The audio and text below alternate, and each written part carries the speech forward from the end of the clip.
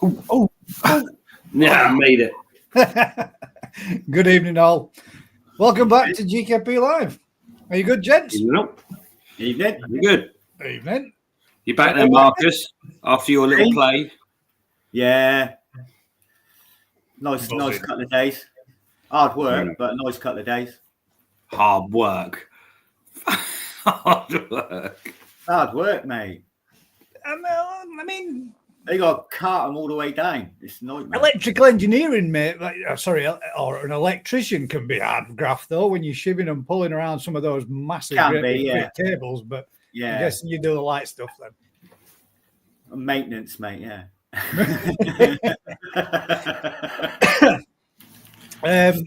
Hopefully we're going to have Crafty join us later as well as, and we have sent out an invite to Matt from Howie Coy, so fingers crossed he should be joining us. He did give us a thumbs up to say he would be. I'm guessing that's what he meant, or he just give us a thumbs up to say thumbs up, Kaz. But hopefully, fingers crossed, we should have a couple more to join us. We've very few topics, but we have got a couple to have a natter and a chat about. If anybody wants to ask any questions this evening, usual thing, guys, if you can just start it off with question in capital letters or write in capital letters.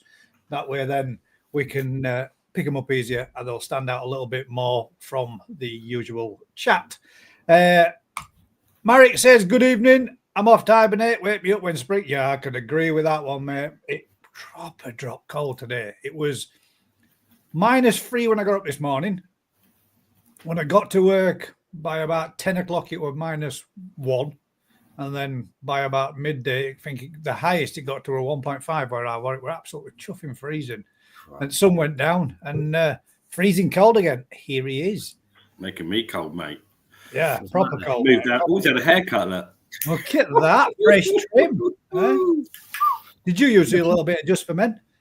And just it's got light bulbs. Hey, that's only put one in. Hang about. If you squeak when you walk or what? Billy tight pants. If you go upstairs now, you have to go up in the dark. So have you managed to get everything else sorted out? Did you get your pumps up and running again? Yeah, 2 of them are tits up, totally knackered. Oh, balance, man. That's not good.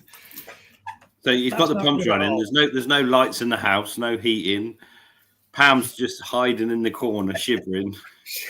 If you can see her now, she's got like this big wrap on and 2 blankets. But the heating's on. You're in a t-shirt.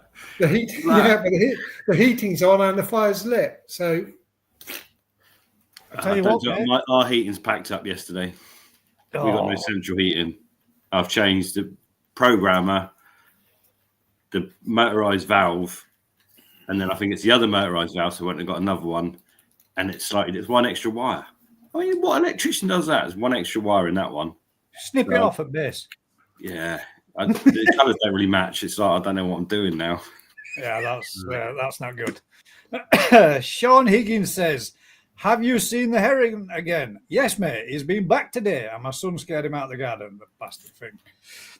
So I actually found something out that I didn't know my camera did today. I can make it put the sensitivity up a little bit, so when something gets anywhere near from, if you're looking from the filter house back towards the end of the pond, if anything gets to that point there, just at the pond edge, it sets off the camera and obviously the camera's on all the time, but the camera sets off a barking sound. It makes the sound of a barking dog. So I'm hoping that perhaps, I probably did my neighbour's tits in all day long, as every tree and bush that were moving or blowing around in there, or anything that did land in the garden will have set it off. But it did have an effect. My son let Sonny out, which is his dog, into the garden. He ran into the garden.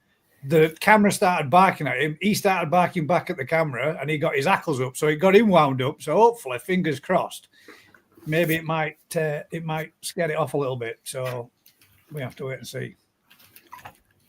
We've got a little waving hands there from our Beth. Hi, sweetheart. Hope you're well. Yeah, bastardo. It is definitely, mate. Definitely. But it's been back. But I've been out, checked the pond.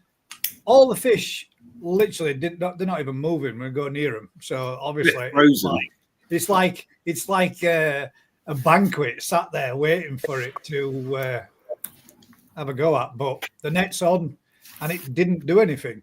My son said he come into the living room and he saw it through the conservatory window, the door window, and he said, when I opened the door, the second I opened the door, it were off. It were gone, but he let dog out and dog got to chase it off a little bit as well. So hopefully, fingers crossed, with him growling and barking at the bird as he went down, and that sound of the dog barking, if it lands in the garden again from the camera, might be enough to spook it off a little bit.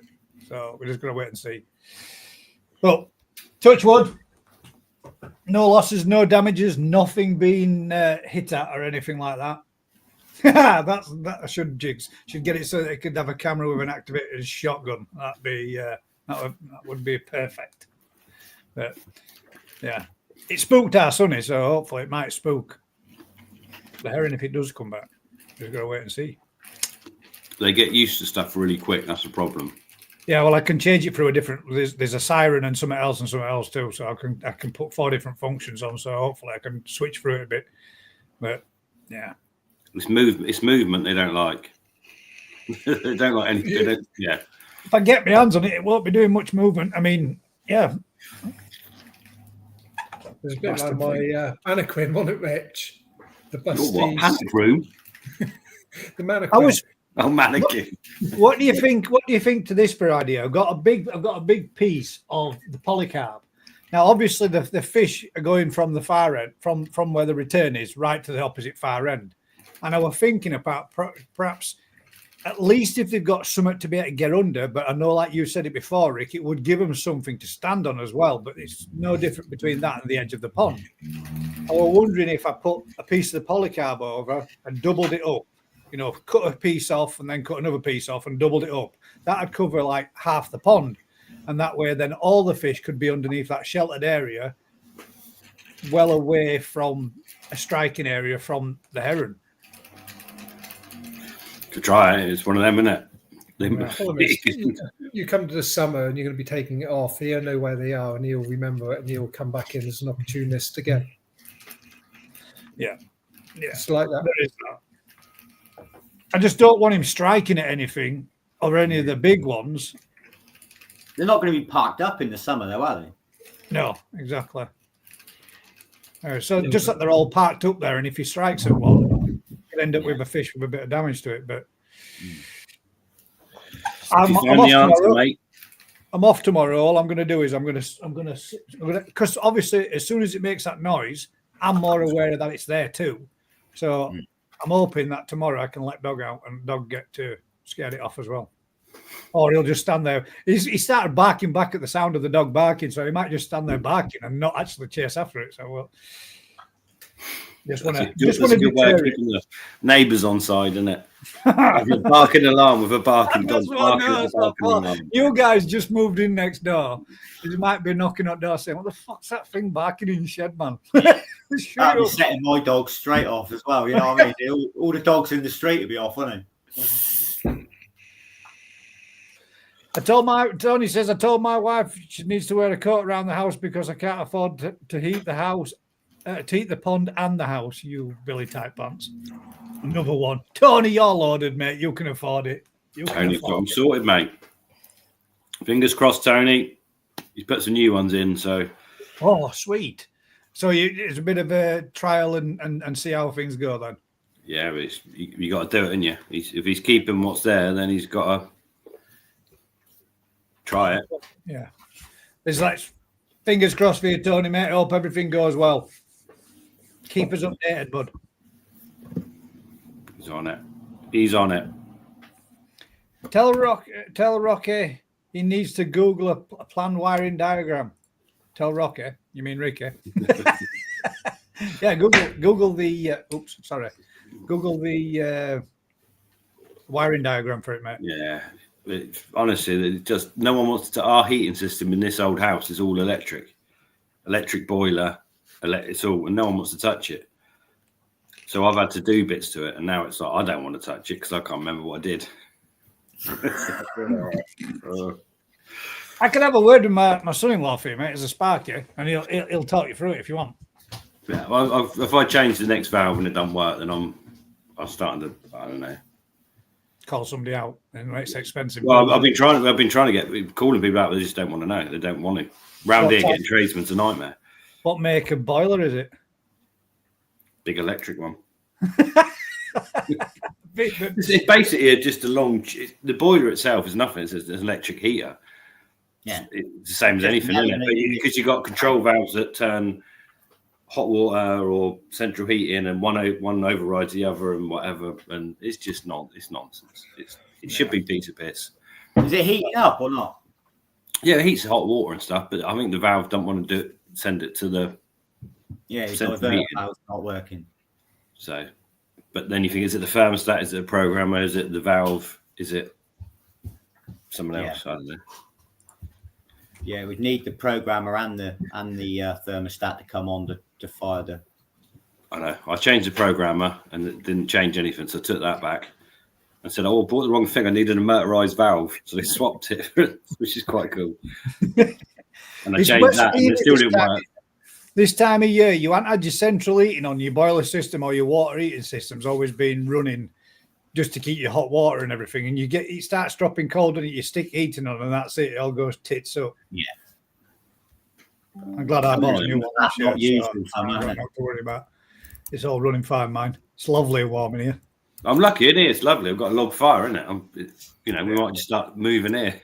You go upstairs, like a giant fridge. But the thing with a log fire, though, it does put heat up through the house, doesn't it? You do get warm from your on like the room above with the chimney breast. You do get a bit of warm. Yeah. When we lived in our old house, we lived in a back-to-back mid-terrace. This first house that we bought, me and Marie, and it was the next door neighbour had a massive log burner in his. The house behind us had full central heating, and the lady to the other side, had a log burner and central heating. And we used to come home on a night and think, fucking hell, it's red hot in here. Never had to put any heat on it. It was great. You were just sucking all the heat from your neighbours. Just sucking all the heat from everybody else's house. What we got there is strong mesh netting with heron head-sized holes. It might be able to get its beak through the holes, mate. They're only sort of that diameter. But, yeah. Can only do what you can do, can't you? You've got to have some form of netting on. If you put netting over in a hoop system and you get heavy snow, which we do up here, it just sags straight down, and then you've got loose netting that's into your pond and allows them to be able to get down to them anyway. So he's on about mesh, I think, Gaz. Like proper steel mesh rather than like nylon net. Steel mesh. Just the right size. When the head goes through it, they can't get it back. Can't get it back. That's the one. That's what you want. Yeah. That sounds like a good idea. Chinese Glenn says, sorry, go on, bud. Chinese finger trap for it is what you want. That's it. Yeah. That's one of them things when you put it in and it's good, and then when you try to pull it out, the more you pull it out. Erin chomping down and frogs out of my wildlife pond this week every morning for hours at a time. Fish wire keeps it away from the pond usually. Yeah. It also tangles your dog up in it too, mate, because my dog's an athlete. I can't put out like that round it. Hey, Ricky, I got a little idea for you. A new idea? Silage bale.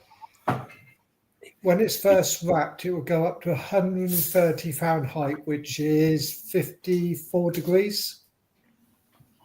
Yeah.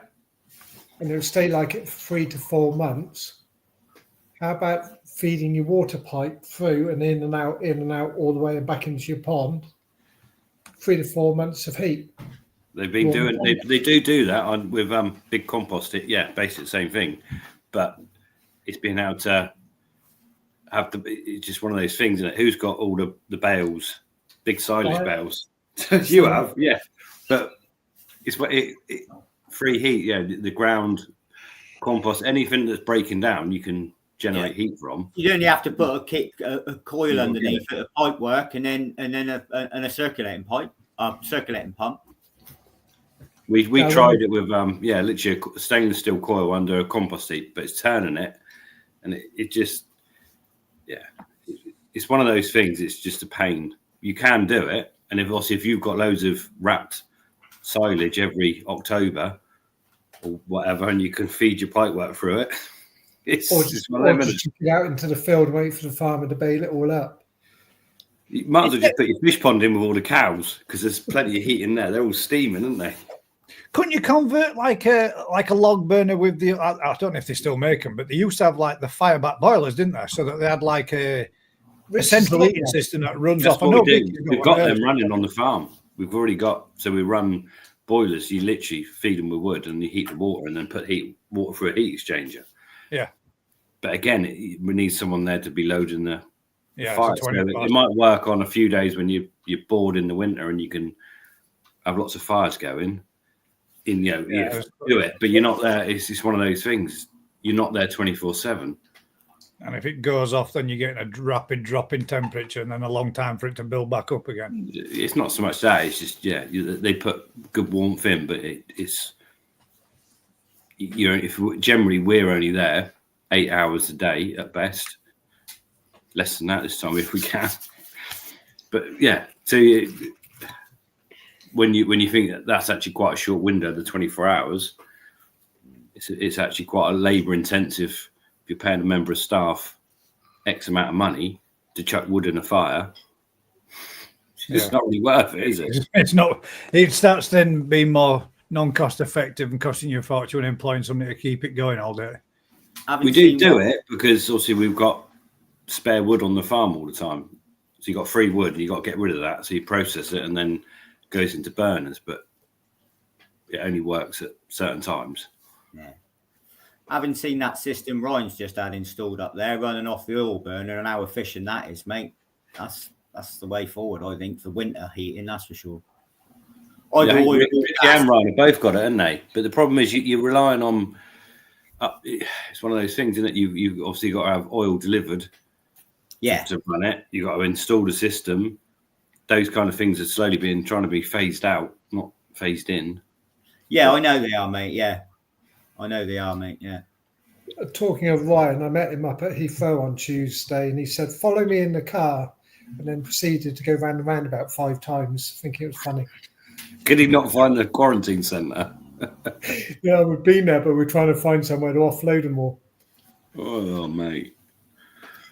Get this one. I bought a Velda Heron Scarer, flashing lights, strobing LED, bark, squawks, chirps, but you can't adjust the range. Drove me mad in 20 minutes, switched it to silent mode. Yeah, I think that might not be a problem with what happens with my mum, mine out here, mate. It might end up doing neighbours' head in before it actually does any good. It's difficult. Their eyesight's so good. It's movement that they don't like. That's the thing. Slide the lever over to manual, Rick. I tried that. To open, you have to run the hot water at the same time to run the pump, but at least you get heating. I tried it. It still wasn't. Yeah. I didn't see if the hot water was coming through, though. I tried that. I did try it, but it didn't fire up. What I was trying to do was fire the system up just on heating, and it didn't work. But if it's heating the hot water, it might just go around the whole lot. Yeah. There we go. Another question there from Dave Thompson. If the water company in your area are flushing the pipes, what do you do if you've got a trickle in out system running on a drum? Switch it off. Yeah. Yeah, you don't want that. How do you know the water company are flushing the pipes? They don't tell me. Do they tell you? No, I say that. Well, I know in the past, Jeff has said to us that around his area, they do go around and announce it or they post it before they're going to do. But I've lived up here now 17 years and I've never had anything like that. If it's planned work, they let you know, mate. If it's planned work, they'll let the residents or the houses know that are connected to that network. They'll let them know that they're going to be doing some work and there may be some discoloration, they're flushing, etc., etc. But if it's emergency work, mate, just do it. Yeah, well, they've got to do, haven't they? And yeah, I would say switch it off, Dave, if you can, or flush it through out of the pond. Probably your best bet. If you know that it's happening and you know it's going to come, then fire a couple of 100 litres of water out into your garden and just flush it out. Yeah. Because it don't last long, does it? No, you ain't got But run. they're that. doing it at the end of the day. Yeah, you don't know if you just don't be putting the water in your pond, do you? Switch And to also, water. the problem is with the water authorities as well. What is okay for us to drink isn't necessarily good for our fish. No. But they don't have to announce what would be bad for our fish as long as it's okay for us. So somebody had a water sample done today of their water coming out the tap, and it was 0.5 on the ammonia, and they were, that's okay. It's okay. Still drink it. Yeah, exactly. But it's not particularly good for us. Eric said, Gaz, put a polytunnel over your pond, keep the herring out and keep the chill. Mate, if I put a polytunnel over my pond, it wouldn't last week. It'd be gone. You can be the demo. You can be the demo then, Gaz. Just up the road from where I live, literally 10 miles, maybe 5 miles from me, is the highest motorway in the UK. And I'm at pretty much the same level as that. So you can imagine on the top of this hill where I live, it would literally be torn to pieces, ripped to shreds and gone. We've come out, we've had like 100-mile-an-hour winds, 80-mile-an-hour winds. And when we've come out in the morning, every single fence throughout our full row of neighbours, which is sort of 8 houses in a row, every fence panel gone. And not just blown over, gone. Gone totally. See ya. Bye. That's thieves in the night, mate. That's not the wind. Fence panels literally 5 or 6 houses away. Gone. Hey, later, they're knocking. Do you need any fencing work done? We've got some panels. Got a whole stack of them here, mate. So we've had to make lattered fences. Everybody's gone to having a one there with a gap between them, and then on the opposite side, so that you get your privacy still, but so that the wind can go through them rather. And that's the only way that everybody managed to stop the fences being from torn apart and blown to pieces. So. But Matt's doing the new bespoke polytunnel. Well, that's it. You see, Matt's going to send me one out first, free to try, and we're going to test it up here. And if it can survive the winds that we get up here, Matt's going to be onto a winner. Money back guarantee if it don't work. Come on. I'm up for that. He's up for it.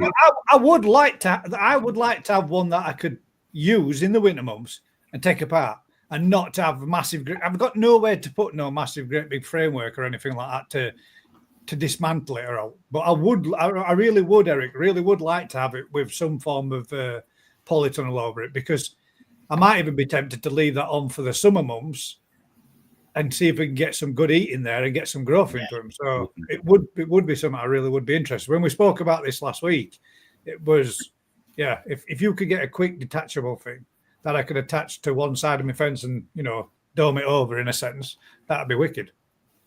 Can't do it off your fence because your fence disappears when it gets windy. This fence has been up and has been stood there now for 6 years plus. So the style of how we've done it, or me, the neighbours, and everybody else have done all the fences now. None of us have lost fence panels. Anybody that's put it's in, not going to work then, is it? If your fence has got panels to let the air through, you've got a polytunnel with the air coming through. Well, it'd have to have a side on that. It'd have to be in a D kind of shape, flat back that can go up to the fence panel, slide in, slide at the back. That's proper bespoke. Well, he said bespoke. He said I could do bespoke one, so it'd have to be dogs danglers. Well, he reckons, because he has to do all the calculations on each size of the polytunnel, and he reckons he can do with windbreaks, etc. So it'll do the calculations to tell you what force and how many struts. So if he had a 60-mile-an-hour wind hitting the side of the polytunnel, how many struts he would need to be able to hold back that wind. So what you're asking for sounds feasible. Yeah. Sweet. Yeah, Rick, there's a few people said this now. Like me and Ezra are fighting over the chicken nugget things. Chicken nuggets, you need to... Well, they're chicken goujons or strip, I don't know.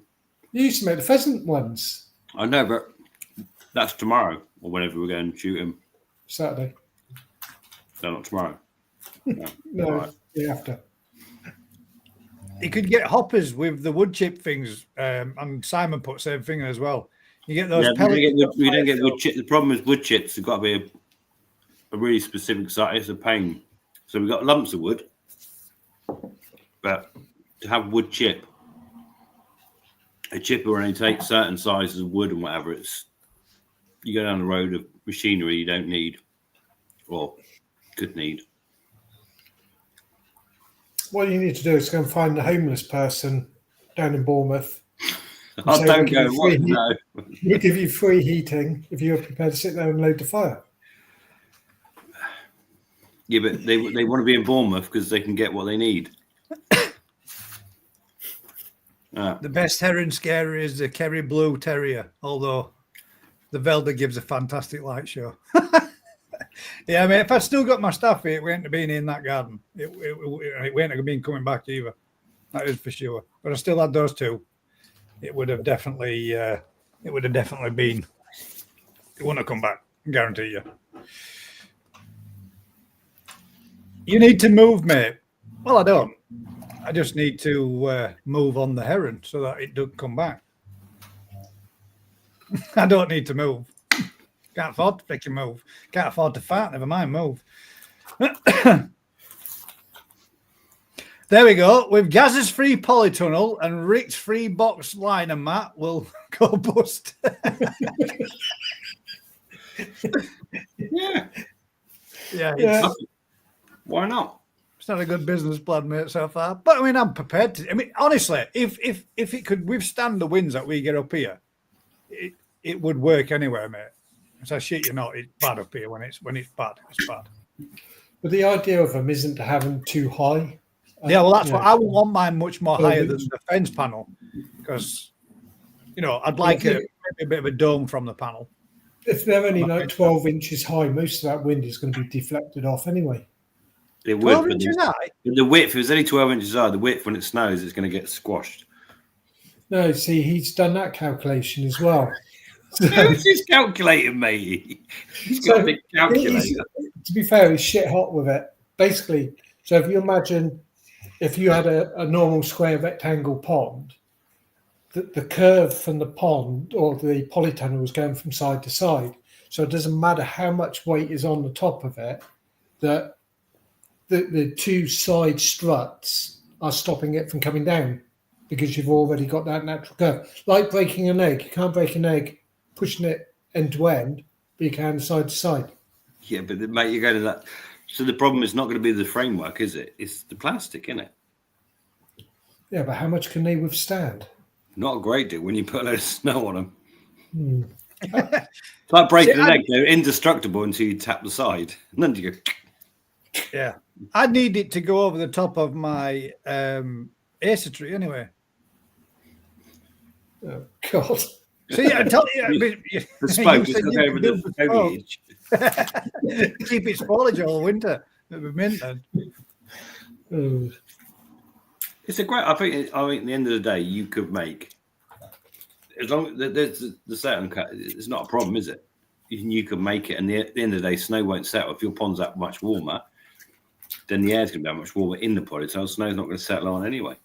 Actually, talking about pond temperatures, did you see somebody's photo earlier on where they had the pond temperature underneath the balls? And Yes, I saw that. Saying that barely made any difference at all. It was like 1.5 degrees difference, wasn't it? From the ball, yeah. I'll see if I can find it again. But there was a bit of a debate going on with it. Yeah, if I can... whether or not do these actually keep any heat in, and it didn't look like it was doing, did it? Yeah, no, it didn't. It looked like, because the balls are obviously not conjoined together. If they were square balls, then yes, it would work. Square balls. So you've got...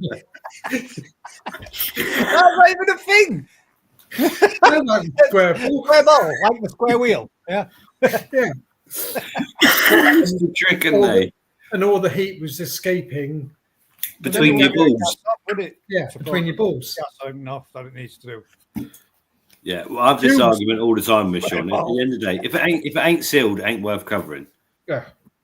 Which actually brings us on to one of his questions that we got asked this evening, which I will just touch on it, because now we've got onto the topic Square balls are calls. You just got to grow them in a matchbox.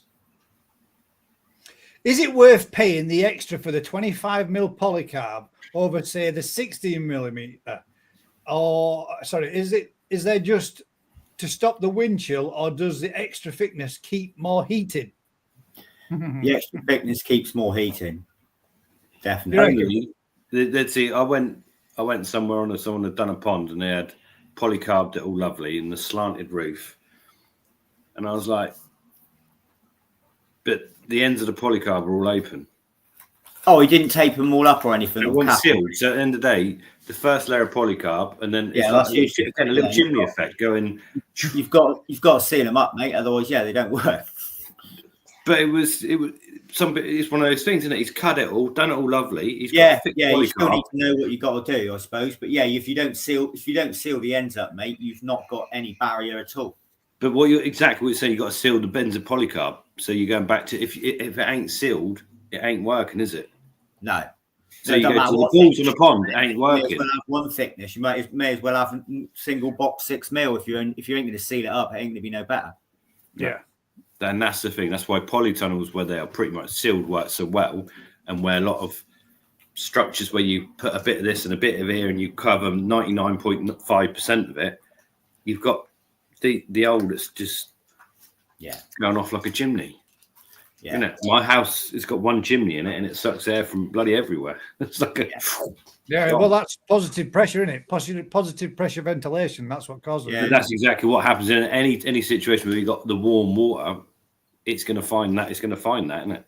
Yeah. The polytunnel, the way it's shaped, obviously, it's just much easier than a greenhouse or a structure where you've, it's sealed. It's like a giant balloon, isn't it? Generally, the areas of a polytunnel where you got holes around bottoms, around the door or whatever, which actually is where it's the least heat. Obviously, all the heat's right, everyone's trying to get out, isn't it? Mm. They work. Yeah, I'm going to go polytunnel here for sure. I'm going to have at least one or two here. At least one or two. I ain't got Can much. we make it vibrate so it shakes the snow off? This is well bespoke, isn't it? Like that, so the thing is, you don't get the snow on them. At the end of the day, if you've got a warmer pond with a polytunnel, the air inside the polytunnel is warmer. The snow doesn't settle on it anyway. But somebody actually did say there, hang about, there's, I've got keeps a heron out with having a polytunnel over his. He's had it for 2 years. Temps and growths have been amazing. I see the heron regular, but it's never been a problem. Daz has had his in his garden for years, and the heron has smashed God knows how many times of holes through the top of it, and then been dropping and vomiting fish and stuff in through holes, trying to get to the fry that are inside his polytunnel in pools. So I saw another post that somebody else was saying as well that they'd got polycarbs over, and the heron was beating the shit out of the polycarb in sheets to get to the fish underneath that it could see. Yeah, if you can see them, that's the difference. A big polytunnel, they can't, or bigger. The closer you come to the water, the more they'll have a go, won't they? Yeah. So it's not just herons. The first polytunnel I put up on our separate side, lovely jubbly, put it up. Day later, it's full of holes on all the beams, and it was crows landing on the beams, pecking at the bloody polytunnel for some reason. I just peppered it. Crows are bastards like that, though. They do shit like that. They're just like, what you put that there for? We're going to just have a go at that. A gang of crows ripped Daz's neighbour's wiper blades and all sorts off of his car, peeled them off and stripping them and pecking at his windscreen. That's worse than the monkeys at Longley. Yeah, they're bastards too, man. They bit my washer jet nozzle off at my bonnet. That was funny as shit. But we've got. Have you used a dummy heron, Gaz? I believe they actually attract them in, mate, because they always say that herons don't feed where there's another one, but that's a lot of crap, because I've walked down our local canal and seen 3 in a row of each other with about a metre odd between each other. So, I mean, if you put one in there that looks attractive and a male heron flies by and thinks, oh, check her out. Then you've got another heron coming down. We tend to find that we get one dominant one and we'll leave it leave it alone because it will chase the others off. But at the end of the day, when you got young about, and you've seen some of the pictures of some of the trout farms, be 40, 50 herons in a line. Just the food's there. They're They don't care. Mr. Tate's in and says, "Evening, everyone. I've calculated that there's 4 in the panel tonight."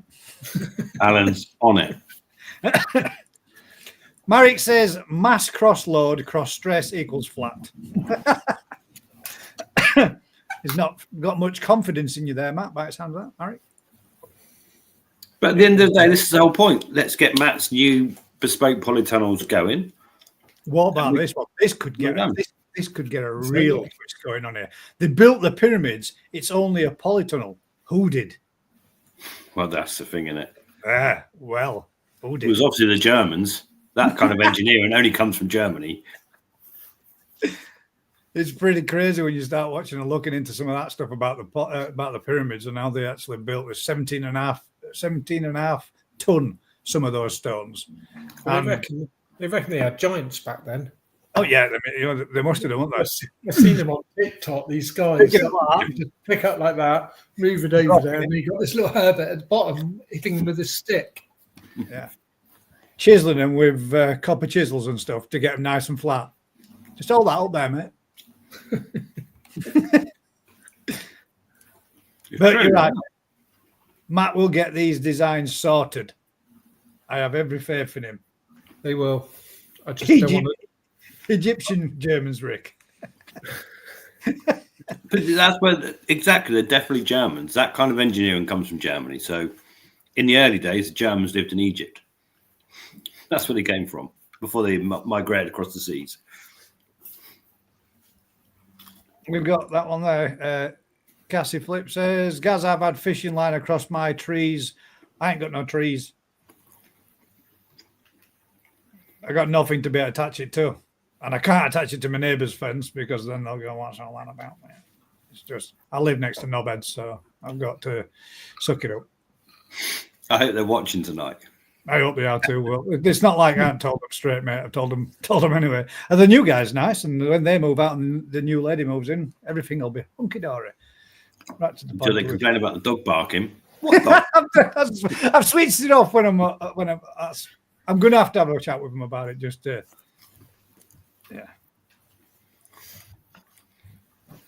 It's I get that. I mean, putting those lines across. If I could come up with some way of doing it somehow, and then electrifying them as well, that'd be a cool way to do it.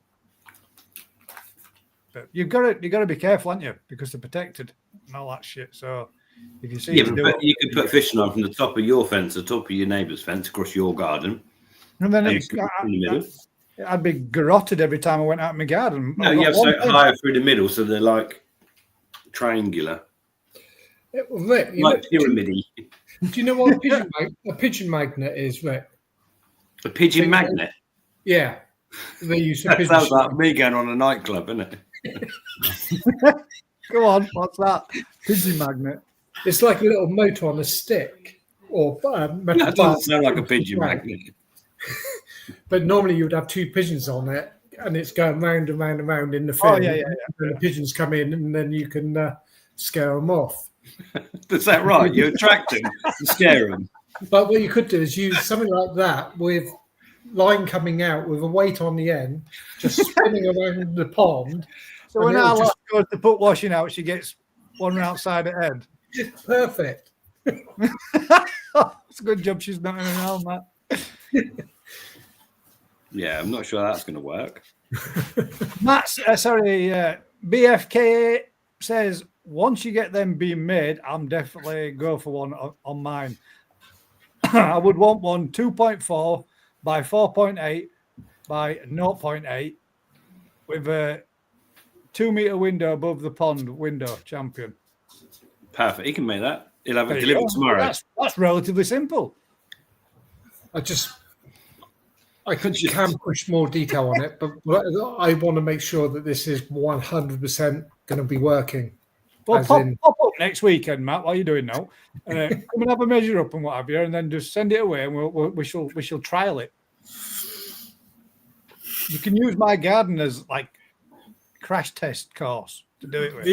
I think the issue is going to be it's a bit like the heaters. Everybody's going to be saying, well, how much heat am I going to save, or how much heat am I going to generate? And I'm not bothered about the and those how much questions. in there? Well, again, I'd love to have 2 tanks alongside each other, one with it on, one without it on. See what and difference it made. Yeah. just record it for a whole month and say, So there you're you saying go. that we can build another 17-foot by 6-foot pond at the side of that one, and we can do one at one side of the garden, one at the other.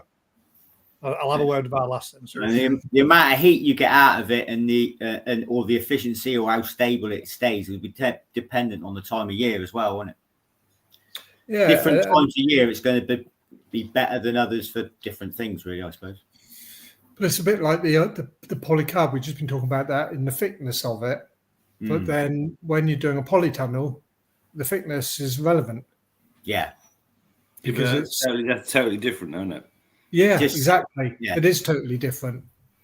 So are we just preventing wind chill or creating heat?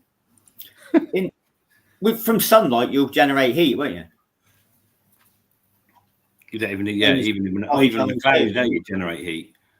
To be honest, right, in January, I can go on one of our better polytunnels and we can have 25, 30 degree air temperature and outside will still be frozen.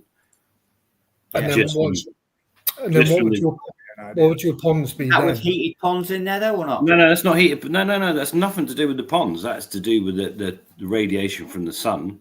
Yeah. Just being trapped in the polytunnel. The ponds might only be 10 degrees or whatever, but they'll still be 5 to 10 degrees above ambient without any heat. That's just standard. But as soon as the sun goes in, you lose some of that, and at night you lose all of that.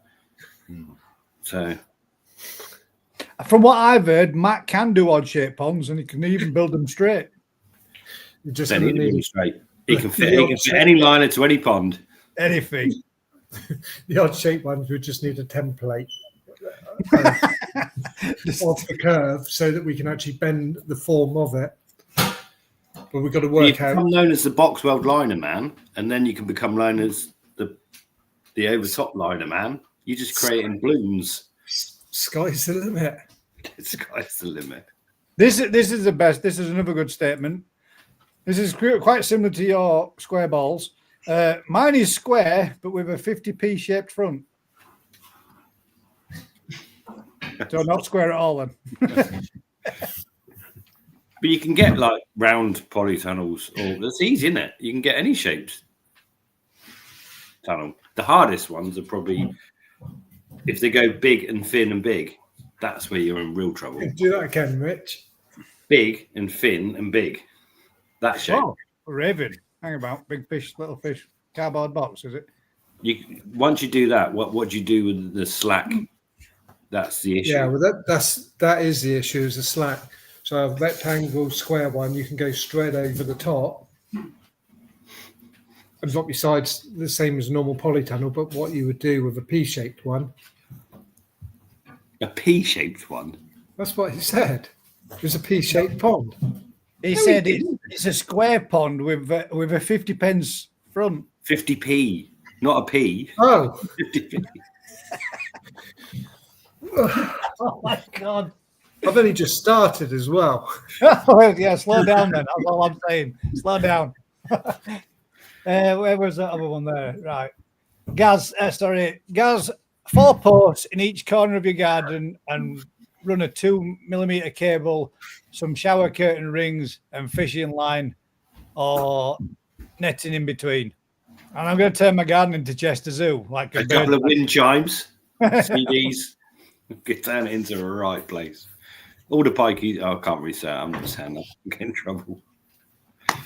Too early for that. You can go off some people real quick, can't you? Crafty, for God's sakes, get on here and put some sense back in the show. Or she. Mark says, hey, Oaks, royalties in. Thank you very much for joining us. The Oxo family's on. Thank you very much, Mark. Hope you're good, bud. The thing is I've got to keep it as a garden, like my garden. I don't want to turn my garden into a fucking assault course to wander around in, where people have to do, the Krypton factor job to be able to get fruit garden. Just call it a tropical garden and polytunnel the Just whole blast garden. its fucking head off, and that's problem done. But I can't do that, can I? So, No chance. oh, the Fuki's crafty. Don't know, mate. Got no idea. He's late anyway. He's the guy that shows all the fish. He's the only one that deals. I've got this fish. It's available today. I got this fish. He's going to be getting his wages doctored anyway, isn't he? He's late by 48 minutes. Is he? Don't let him on.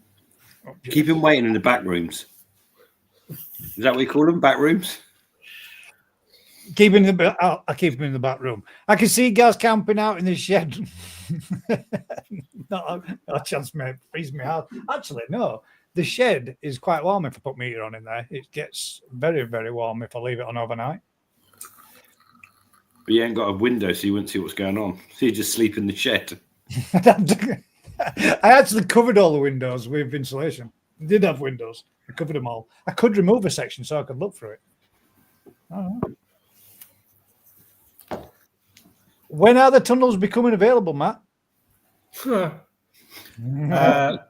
There's a waiting list. Get on it. I know. Realistically, they're only going to be available middle to the end of January. It's quite a short window. You should make them a bit longer. No, available from. Oh, not sorry. only. There's only a special deal. Yeah, I've been doing it during the quiet months. Oh dear. Oh, there we go. Put 2 mastiffs at each end of the pond. That'd do it, mate. Yeah, 2 big mastiffs. It just cost me twice as much in feeding 2 big mastiffs.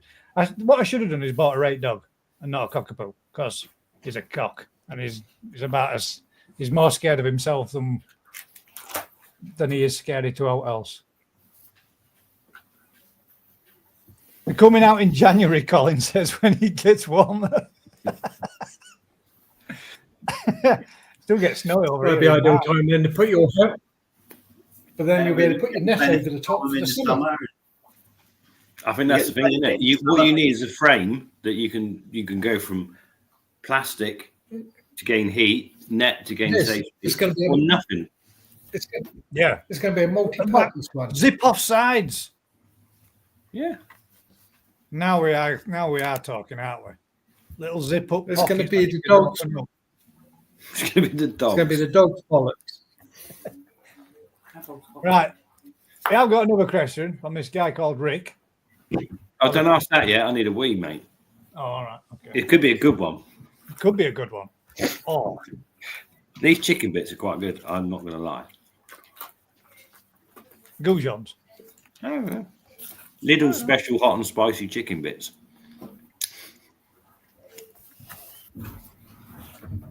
I have a cat at my swiping at my fish. So when I had PP in the pond, I let the vicar have a drink.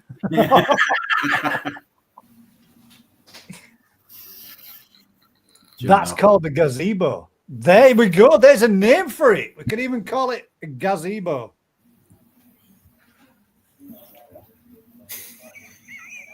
You've already been named after one thing, or something's been named after you. Yeah, I'm going to say it's You got to mate. I don't know anybody called. Well, I do now. There's loads of people that come on here. Mate, my contact. There's this little bit about. I must have stated over the last couple of months that I'm on short time and working 2 days a week, mate. And I've literally just said it earlier on.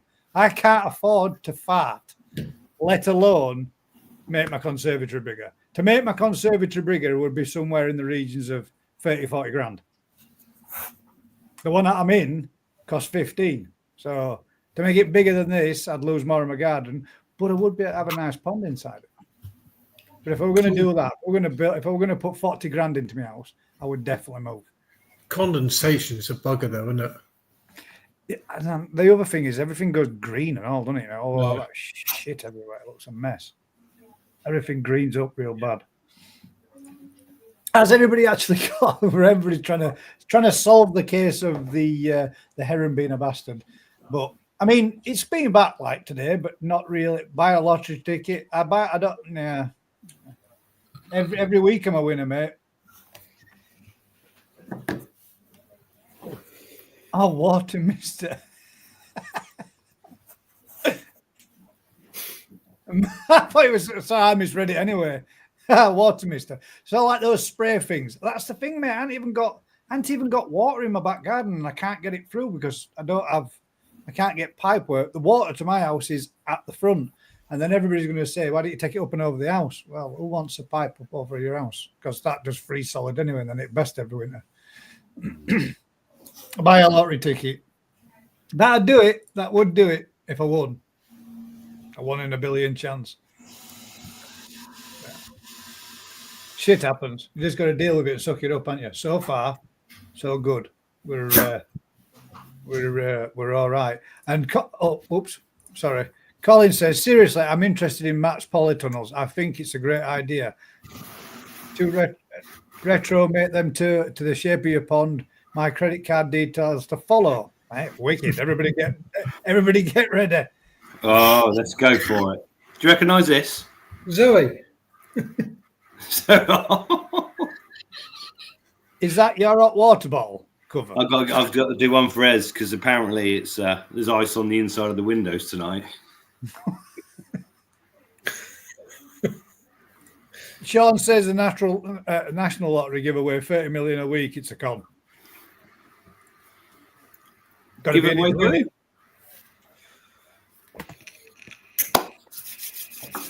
Now then, has anybody actually got any topics they would like us to have a natter and chat? Or I'm going to let Marcus do a little bit of self-promotion, if you fancy.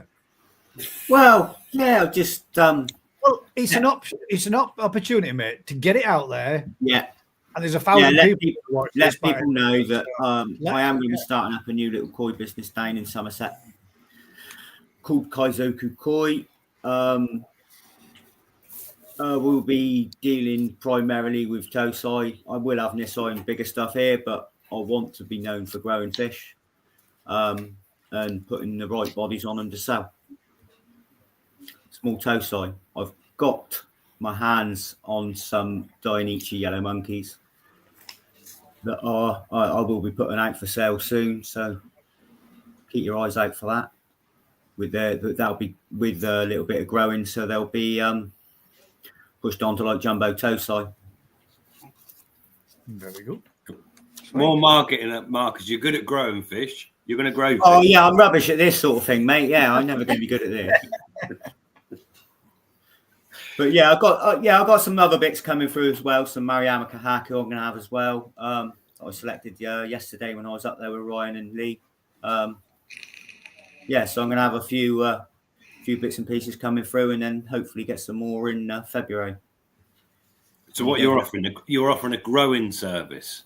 Not well. I'll be selling the koi, mate, but I'm going to get them now, but I'm not going to be releasing them until they're for sale now, but I will be growing them until April, May time, until they're 30 plus jumbo tosai with the right bodies on, and that's when the customer will receive their fish. So they get a fish that's been grown. So you're making quality. You're making them to their full potential. Yeah. I rather than giving you an 18 cm tosai, you're going to get something that's 30, 35 plus with body. We'll be fed on sake, obviously, because that's what I do. Eating sake for a few months, and then you get the product of that. I think you need to work on the spill, but yeah, obviously. But the idea is there, Marcus, and that's what you're there, mate. Yeah, that's the plan anyway. Yeah, I'm going to be buying tosai. I mean, I will be selling stuff on straight out as well if people whatever people are after. And hopefully early in the next year, I'll be looking at shipping stuff as well. So, sweet. But for now, it's just going to be collection here. But there's not much going to be moving at this time of year anyway, is there? So we're all moving. Busy time of year. Yeah, but yeah, fish and stuff. You're offering a bespoke service for quality tosai grown into bigger tosai. Yeah. I've also got all the tosai and bigger fish that I've had here this year that I've been growing on that people would have seen on some of my videos and stuff. They're obviously all going to be available now as well. Now I've decided to pull the trigger on this. So there's some cracking fish in there, to be fair, that have... not all come from Japan. In all sorts of sizes. Sorry, mate. Not all come from Japan either. Not all come from Japan. Not all come from Japan. No, they don't. No, they don't all come from Japan, mate. There's a fair few of your pieces in there looking really good, to be fair. Yeah. Looking really good, to be fair. And run us through your name. Those are Garrigo and Chiba, mate.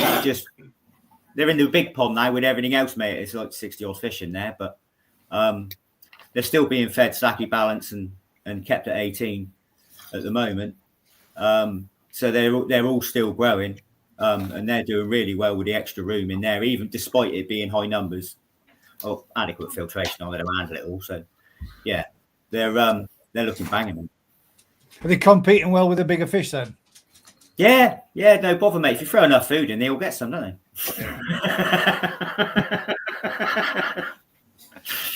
So what's the name? You got to fill them tosai up first, and then make sure you're putting enough in there for the bigger stuff to have afterwards.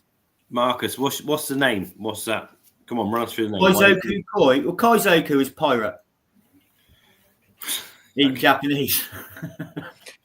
Because I probably drink too much rum sometimes. So, yeah. Mark said there, I've been pestering Lee to grow me something on for ages. So Marcus might be getting a call. Mate, I'm telling you, he's taken those little tosai that we they weren't little, were they? But from Rick's, and the body that he's put on those fish in 5 weeks was nuts, man. Absolutely nuts. And I will say this: I've seen a lot of the fish. He does post a lot of his stuff on. Go on, you can say it. Well, it's all on Facebook at the moment, yeah. But I am going to be and somewhere else as well. You said you were some. TikTok, right? Yeah. There's some on TikTok. Yeah. TikTok. I put some on there and on Instagram. It just gets shared every now and again. I do some videos, but obviously that's going to be more and more now. I've got more to say. You've got more to say. Then now I've got a bit more to push, haven't I? You know what I mean? Before it was just a hobby, but now it's going to be, obviously, I'm going to try and grow it into something a little bit more. Still going to be a sideline at the moment, appointment only and that sort of thing. Because I still got to work at the moment, but we'll see where it leads. Eric says, why has Scotland not got koi dealers? Marcus, move up here. Because he can't afford the cost of running it. Look at the heating costs, man. It's like the North Pole all year round, isn't it? Yeah. Even your summers are shit. Not always, actually. I've been up there in Scotland and it's been beautiful, but it's few and far between the red hot days, isn't it? George sends us enough pictures going, oh, the sun's out eventually. I think they get a good bit of the middle of the summer's better for them than us, isn't it? Yeah, that's what I mean. But then you get ate to death by a million mosquitoes, don't you? Or midges. Comprise them into food balls for the fish to feed the koi with.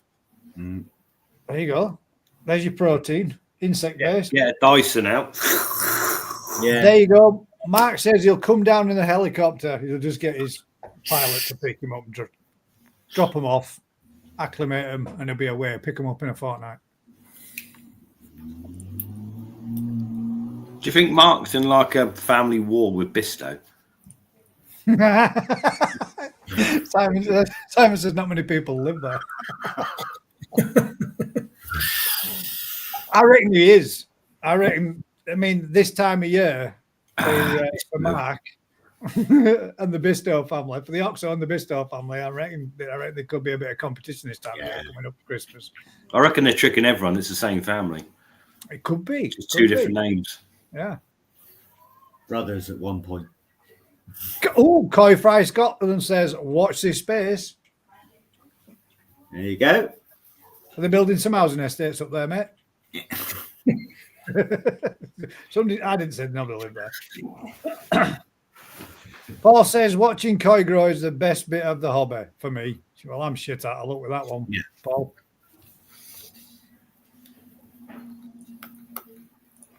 If Africa invested in mosquito nets, we could save millions. That's harsh. Don't finish that joke. I know that one. You can't finish that one. If that's the Jimmy Carr one, no, you can't say that on here. Oh, come on, mate. No. Right, come on. What was that excellent question by someone called me? I'm gonna have to remove that, mate. I can't leave that on. Definitely got plenty of space. Even the lock, yeah, you could bag shitloads in a lock, couldn't you? You could get tons of koi growing on in there.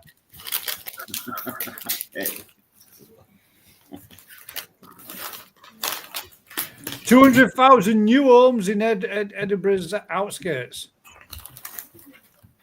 Is that up and coming, or is that actually being done, mate? Are they already built them?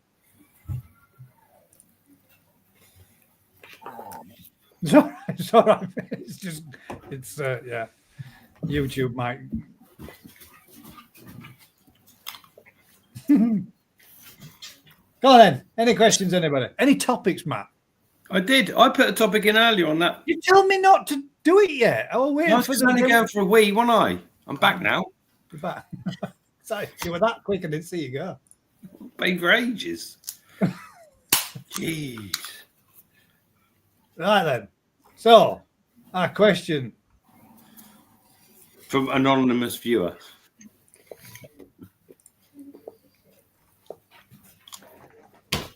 The other ones was, I think so, 7:30.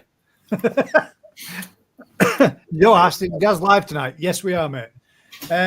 Rick's is this two-part? There's two parts, isn't there? There's two questions. What do you think would be the best way to get new people into the koi hobby?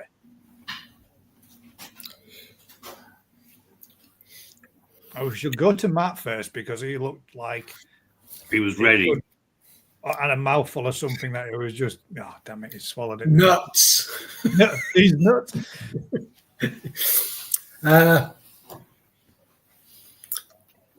It's a good one, that. It is a good one. I reckon. I know that we should. Ouija board. The Ouija board. What? It's. Do you want the question again? No, I got it. It's just trying to put it politically correct.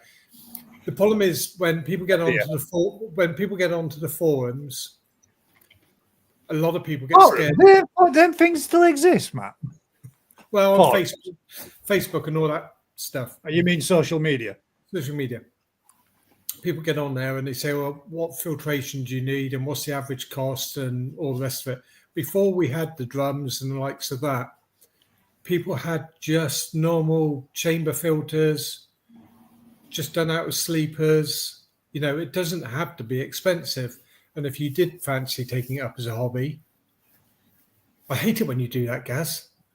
This is real. No, well, this is my answer. Thank you, Seska.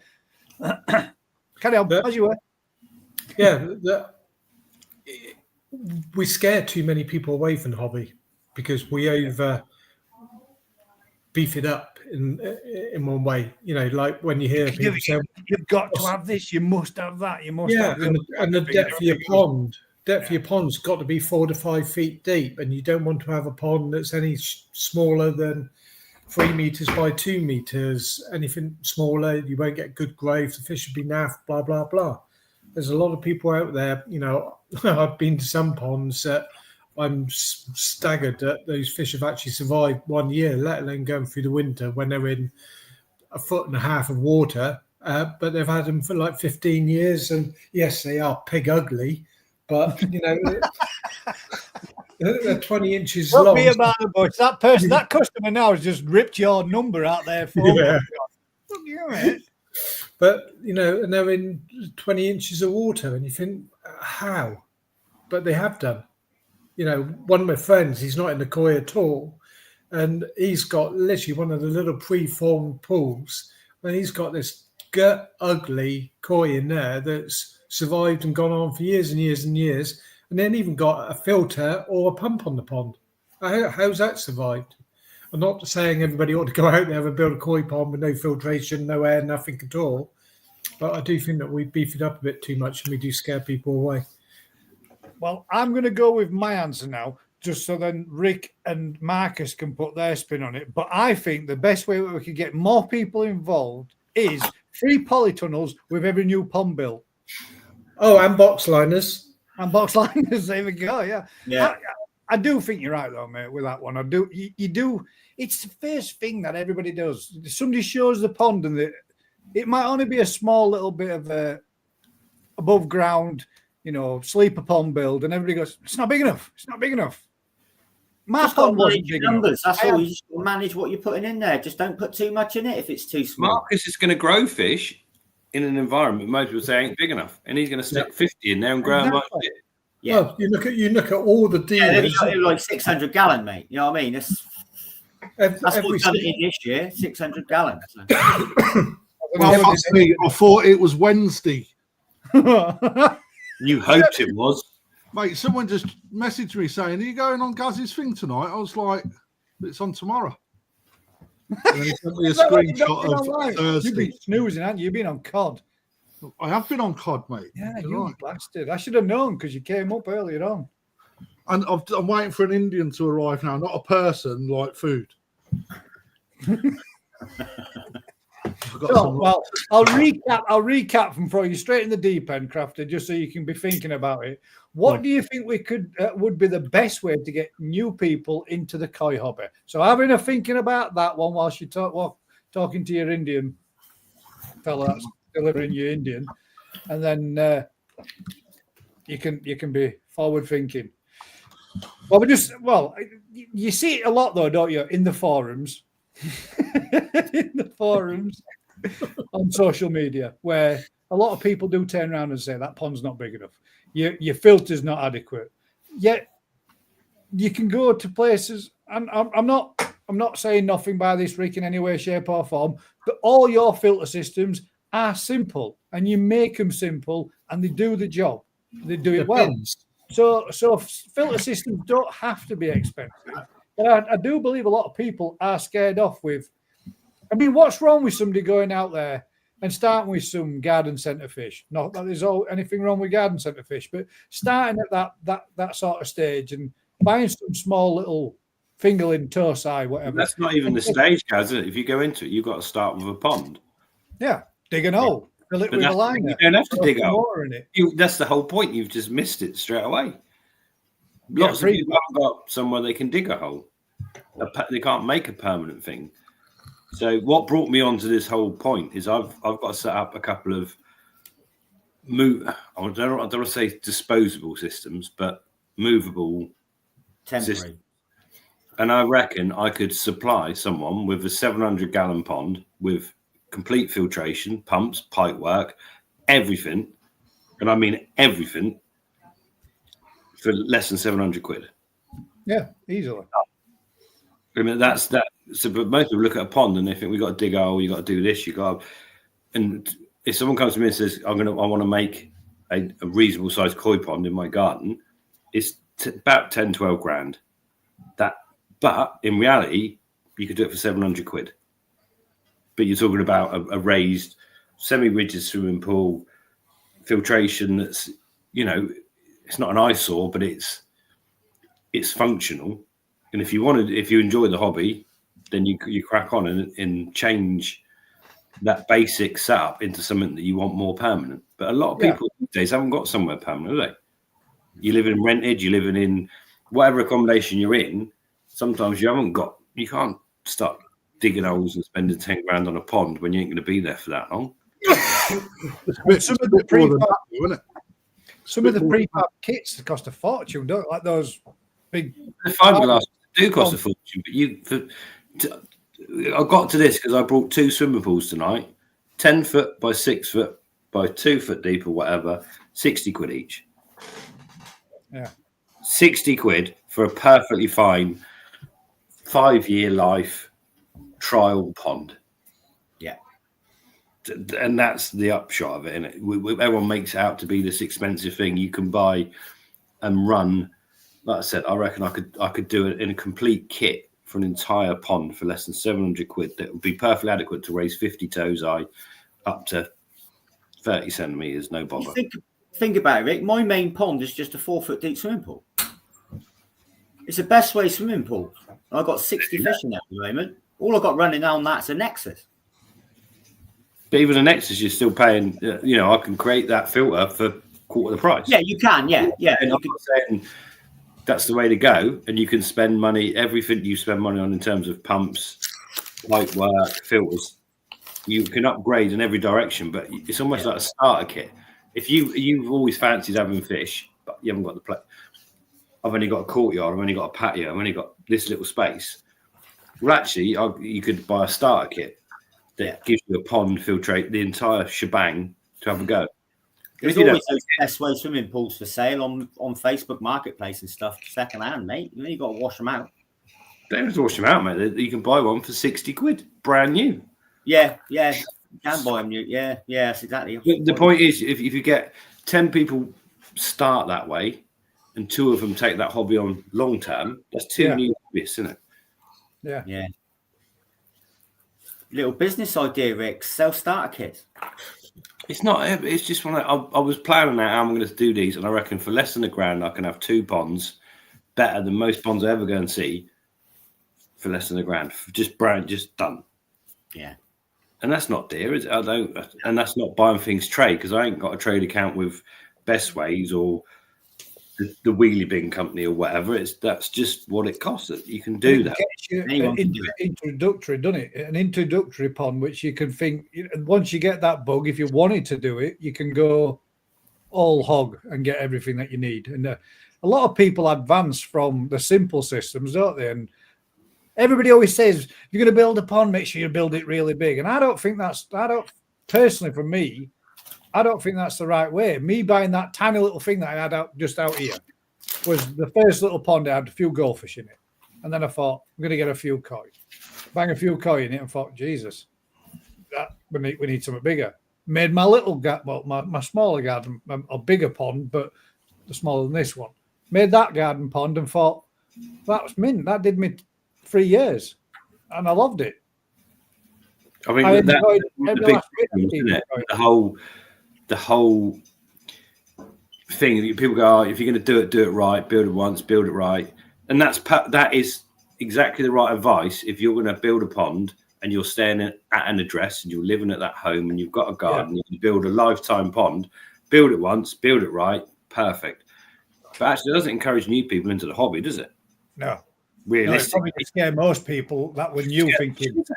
Because you got to do it. 22 grand to build a pond. Matt comes around and says, "Well, that's 25 grand just to do the blocks of fiberglass to filter." Yeah, but then you're going to need a bespoke polytunnel to go over it. The problem is, and as a builder ponds, the biggest issue I have is that people would expect to have a crystal clear pond. And you can't do a crystal clear pond off the cheapest filtration pressure filter that you can get. Of course you can. What? And you would guarantee it? If you feed the fish properly, you can't have crystal clear water. My pond's crystal clear, and I built my own filter system. Can you guarantee crystal clear water anyway? Define crystal clear water.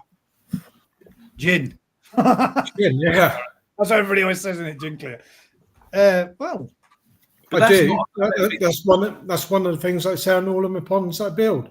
You will have crystal clear water, and I'm confident to stand behind it. And I haven't yet failed, but I can't guarantee that if the customer says, I want to just use, say, a Nexus 320. And yes, there will be ponds out there that are crystal clear with Nexus 320, but then they are being managed properly and looked after by the koi person, the enthusiast. If you go and put one into a house where it's an oldest gentleman that just wants to have a pond in the garden and doesn't actually, it's not a hobby to him. It's just a pond in the garden to him that he's got some old carp in it. then they're not going to go out there and do the maintenance. They're not going to, clean out the Nexus as regularly as you have to, or any filter. I'm not picking on Nexus. I'm just talking in general.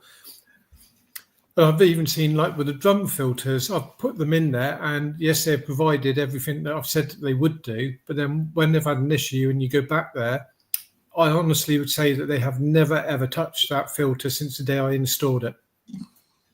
And, well, what do you expect from it? Everything needs to have maintenance done to it. Look at Crafty. Cool, He don't maintain his beard. Got to brush it out, mate. I buy a car, I expect it to go 25 years without putting oil in it or pumping up the tyres. Just go. But no, I think the problem is people get scared or put off. They think, oh, I'd like to keep fish, but then suddenly, oh, you got to have this, you got to have that, you got to have a bottom drain, you got to have 6 foot deep, you got to have fiberglass or block work. And before you know it, it's gone mental, isn't it?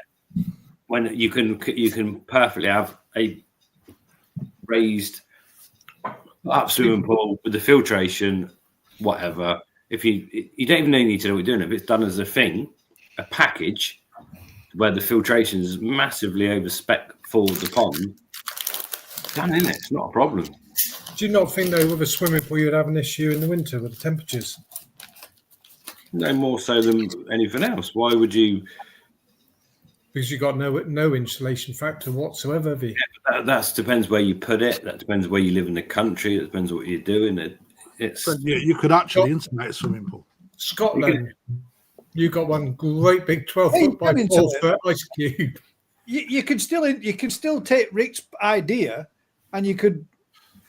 We could put a bespoke polytunnel over it. 4-inch Jabalite polystyrene underneath it.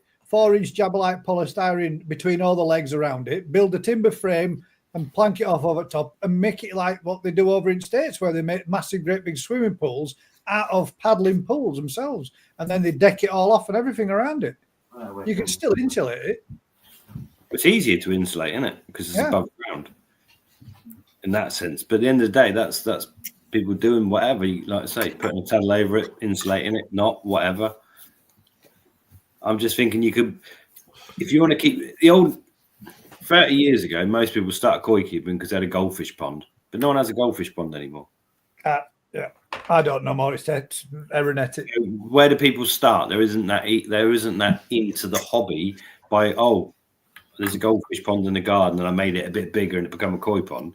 Now you haven't got you move into your house and you got a courtyard, a patio, a little garden. The goldfish pond doesn't exist. So you like fish, you want to get into fish keeping, but you don't want to spend X amount. Is there a simple way in? Not at the moment, no, but there could be. Blackdon have got a simple way in. That's what got me. Yeah, there's little Blackdon ponds. The infinity ponds. There's some Tamasaba in there. They sell okay. They're quite expensive for what they are, I think. If I'm perfectly honest. But what I'm saying is I could do a 700-gallon little koi pond, fully filtered, pumped, every single thing for less than 700 quid. No bother. Easily.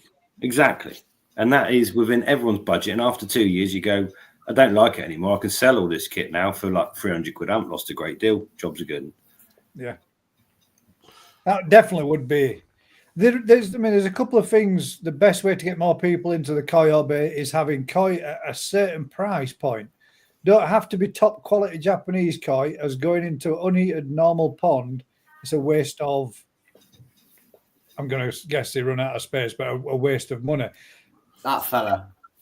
I think when you start, or me, when you start off, if you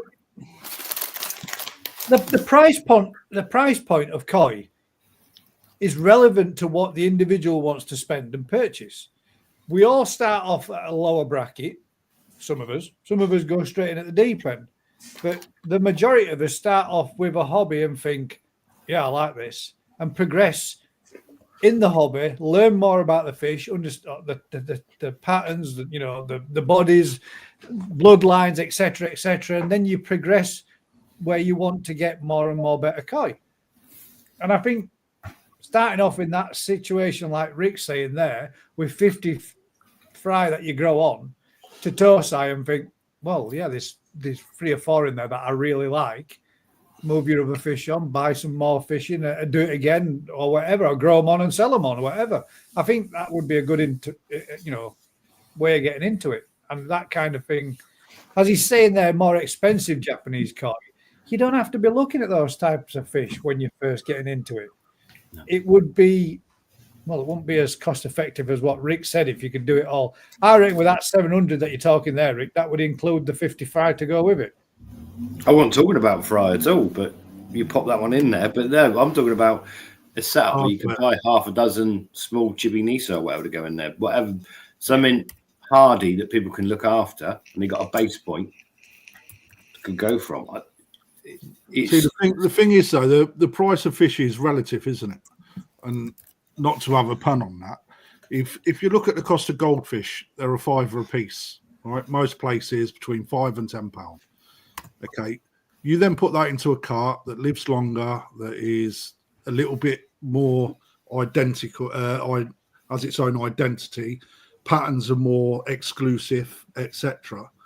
Then you're going to go your £20, your £25, your £50, and if you then look at what you get in the trops world and the marine world, okay, again you're going up in scale. It's like actually there's marine fish that were £500-600 quid. Yeah, right? It all depends what it is that where you are in the hobby, and actually, I don't think it's about more expensive Japanese koi, because I could at the beginning of the season, line, isn't it? At the beginning of the seasons, I'll have 10 to 14s that go for 15-20 quid a piece, and actually, you're going to pay that instead of a £5 for a goldfish because it's a koi carp and it comes with a price point. Irrespective, I sell Rick's fish at my shop as well, and again, they're not £2.50 or a £5. They're I can't even remember, £9 I think, the fish. So, it's where do you draw the line on it? It's if you even if you go down to Rick's and you're going into the more 30 cm category, you're paying 100 quid a fish, Rick, I should imagine, around that. I don't think the fish is the point. I mean, it's just to get people into the start of the hobby to have a pond in it. Yeah. So it's literally that first stepping stone of going, I like fish. Everyone's telling me I need to dig a 4-foot deep hole with a bottom drain and all the rest of it. It's a big thing, isn't it? I think the thing that people miss as well is that if you look at between the 80s and now, and I'll use that because that's when koi started to come into the UK and become quite a big thing. People now that have got the ability to put a koi pond in their garden, they're generally not getting anywhere until they're 35, 40 years old anyway. A lot of people move into flats now or stay living at home longer with parents. And the new builds, well, their gardens aren't worth a wank, are they? Let's face it. A tiny outlet. Patch of grass. That's your lot. So when you look at the bigger picture, I think that the way that we can, it's on the table, darling, the wallet. If you look at the bigger picture, the way that we are as a country has completely changed over that 30, 40 year period. Whereas I know in the 80s, properties that were built were huge gardens, and people could afford mortgages back then. So when you look at the age limit or the average age of people in the koi hobby, you're looking early 40s onwards. There's very few people 30s and 20s these days. That's me. Well, 50s. What about that, Peters? But then more shows may be a starting point. I think that for introducing people into it, that's the top end, man. That would be more daunting than. No, I disagree, Gaz. I think I disagree with that. My answer to the question, the original question was going to be more local shows, more people into the hobby.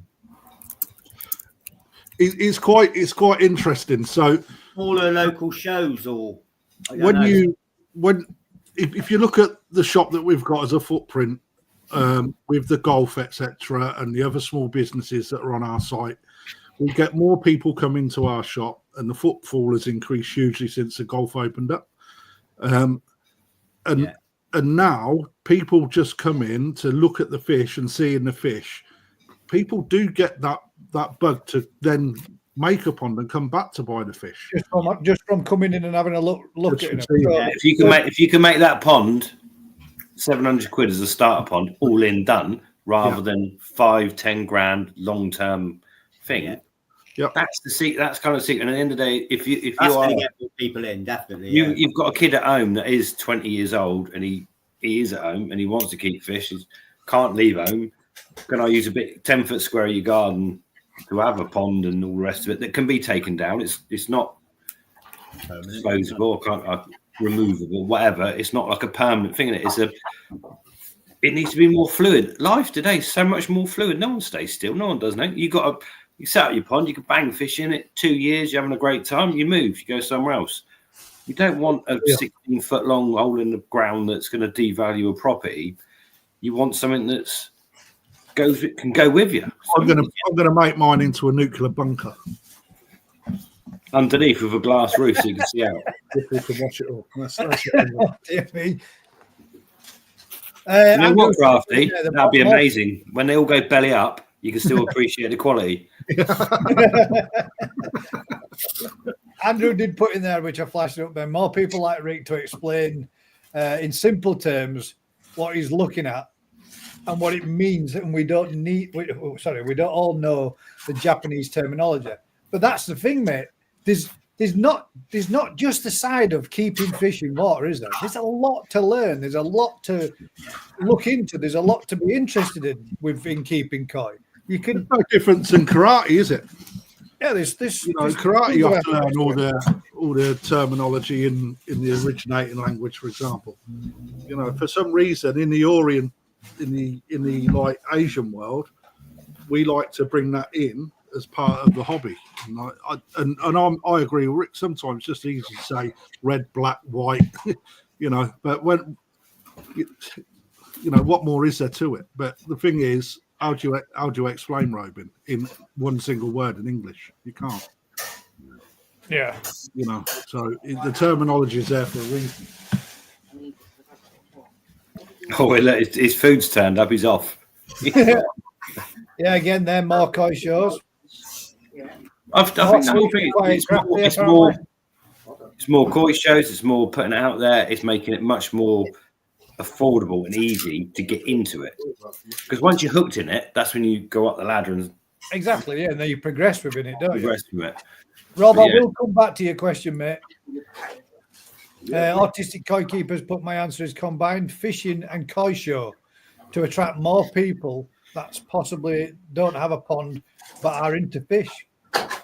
The problem with that is you run a line between the two, don't you? Are into fish. They're already in that, aren't you? You're already. If it's what got me into it.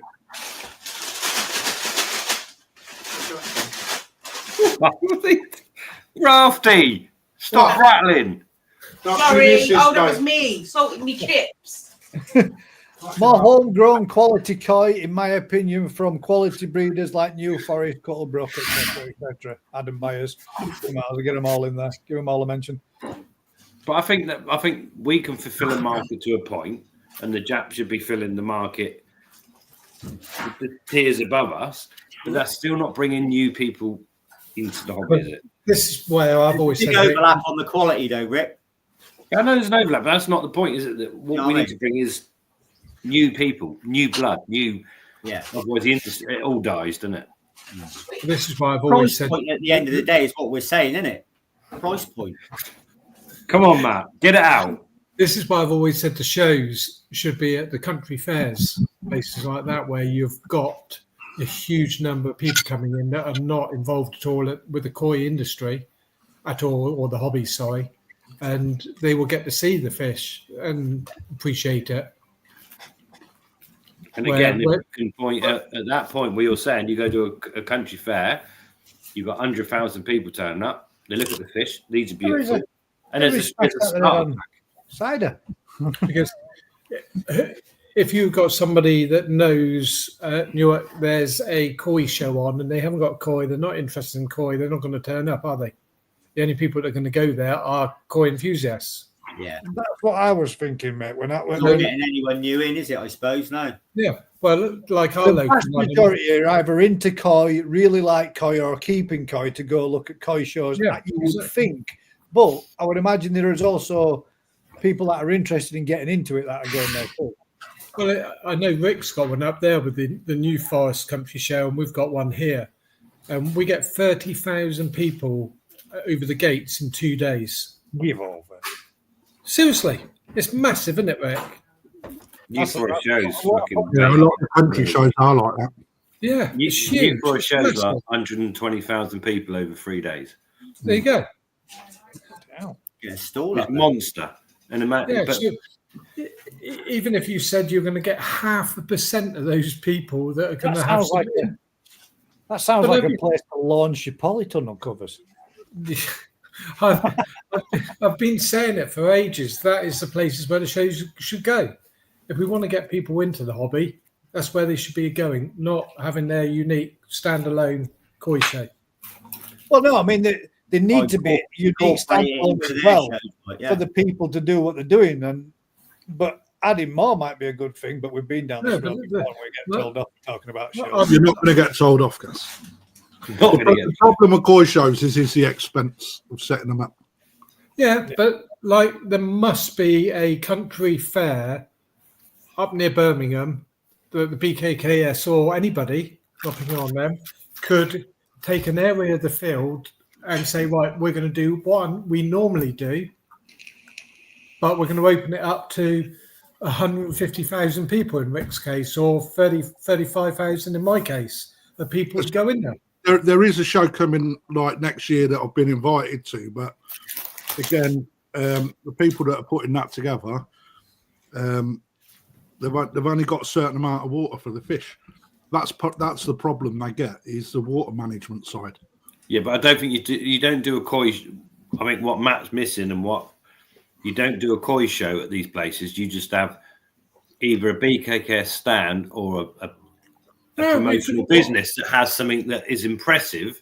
That people could look at and go, "Wow, that's stuck in my mind." The Shire horses and the pigs. Wow, but I'm going to get some koi. For the area that the shows take up, why couldn't the show go to one of the Dorchester show is just surrounded by empty fields, all owned by the same people, and it'd be exactly the same up in New Forest. So why not have it in the same location on the same date as the show and open it up to all? You can still do everything exactly the But same. the footfall would be massive, wouldn't it?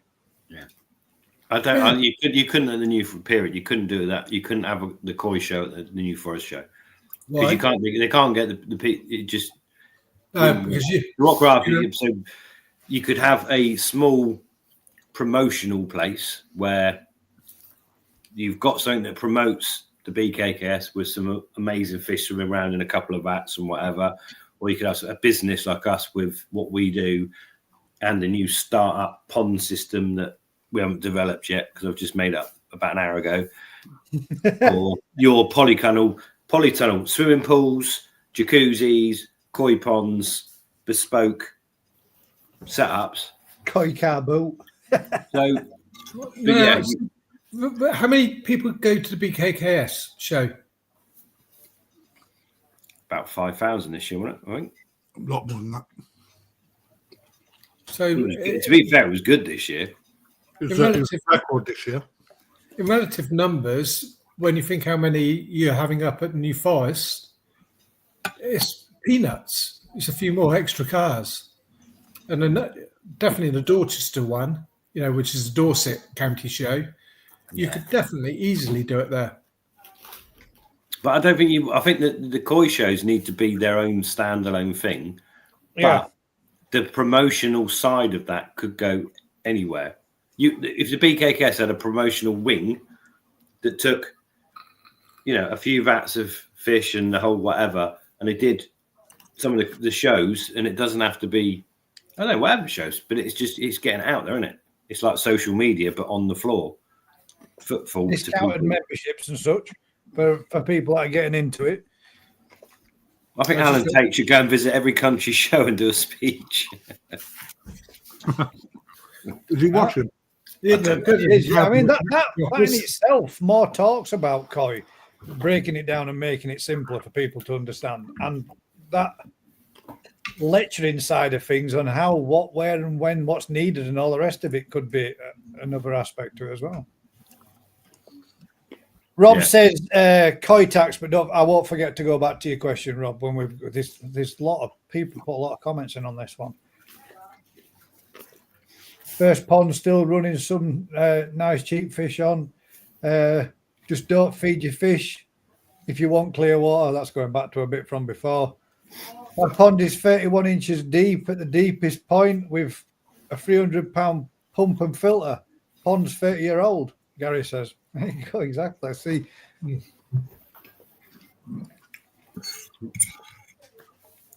Yeah, there's my next investment will be a best way of pool to put my fish in while I make mine deeper. That's what I did, mate, as well. Same thing. Crouch Valley Koi Club. Each membership is a household, so all the family can get involved in all the koi activities. But that's great. I'm not saying that's not great, but what I'm saying is, but already someone in that household has a pond. There's a pond at that house. It's not. Yeah, it's already there. It's not bringing someone that's randomly not got a pond into being a koi keeper. It's I don't know. This new planet is getting people involved.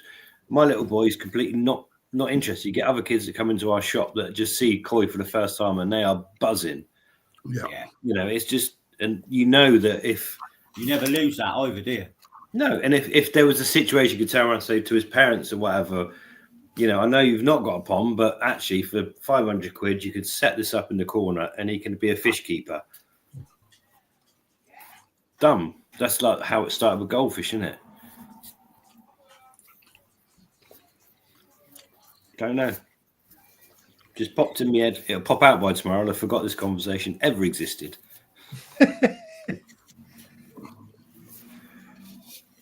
Just trying to see. How's your curry, Crafty? Fucking exactly, mate. My point is that Top Chagger's point, exactly, Gaz. My point, but people don't know about the cheaper koi until they get into the hobby. I don't think the koi themselves are the problem. It's not the I don't either. It's the whole. Everybody knows about cheap koi, mate. You can see cheap koi in every garden centre in the UK, damn near it. If they've got an aquatic centre to a garden centre, most of those koi that are there are of a cheaper brand. Some of them might even be bred within the local area. For example, one that's over in Golka in the area that I live. I mean, they've actually got rid of their aquatic side now, but that's because of COVID and everything. That's why. Sorry? It's because it's a hard industry, that's why. Yeah, well, it was through the COVID period, they just had no sales and it just wasn't profitable to keep the staff on and everything else, so they shut it down. But all my first fish that I got came from there, and I don't think I spent much more than 60 quid buying 10 of them. So on that note, garden centres, is it against trading standards to advertise your koi as Japanese koi when they're not? Yes. They're English or Israeli? No, it's against trading standards. Is it though? Of course it is. I'm not talking about them coming from Japan. The Japanese their country of origin, mate. But they're not saying the country of origin is Japan. They're saying they are Japanese koi. But are they, or are they from Israel? No, they could be Israel, but they're not saying, they're not classing as a country. They're saying the koi are Japanese as a whole. Could have come from Japanese Japan. as a whole.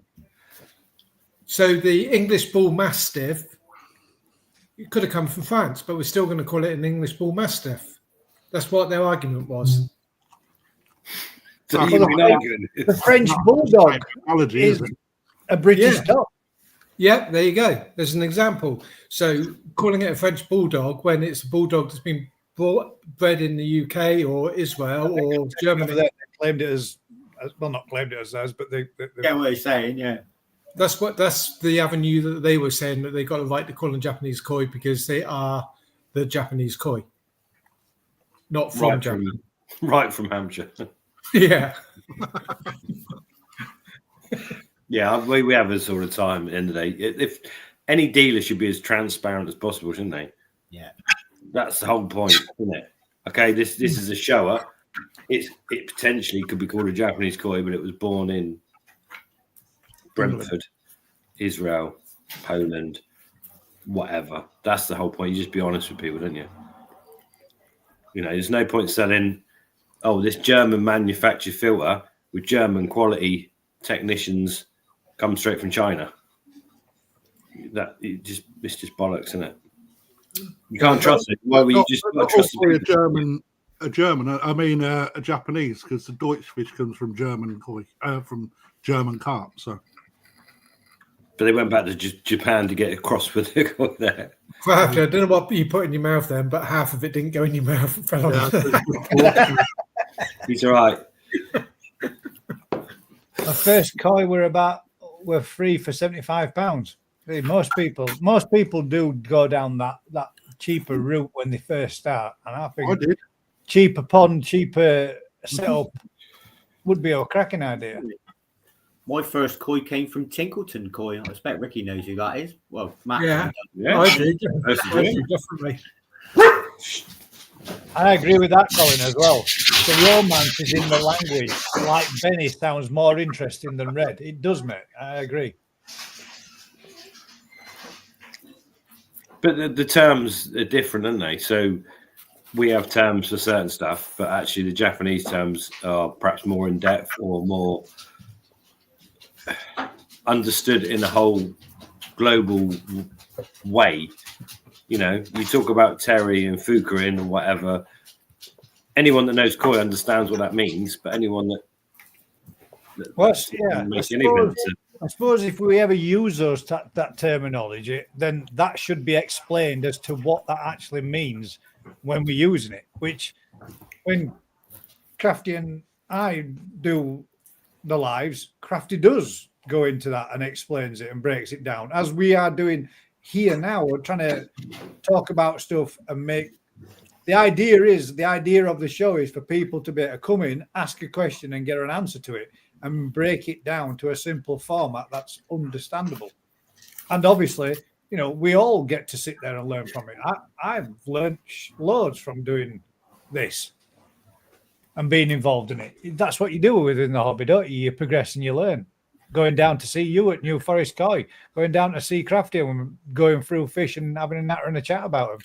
The more people you surround yourself within the industry that are hobbyists, showers, breeders, you know, dealers, the more you get to learn from all that kind of. Everyone's got to turn that learn, didn't you? Say again, sorry. You need to turn that learning into basic understanding of what the principle is, isn't it? So Crafty tells you, the sashi on this one looks good, but you need to understand what the sashi actually means in terms of age of fish. What is it good at that point? Why is it good at that point? Why is it bad? And if you see that a year later, that's bad. Why? You need to understand. Yeah, there's lots more aspects. You break those boundaries down, so it's not some weird magical term. It just means the thickness of the colour in the skin and the scale. Well, the thicker it is, the better. But actually, the way it's one of those things, isn't it? Once you understand it, has to be break down those boundaries. You're not embarrassed to ask why.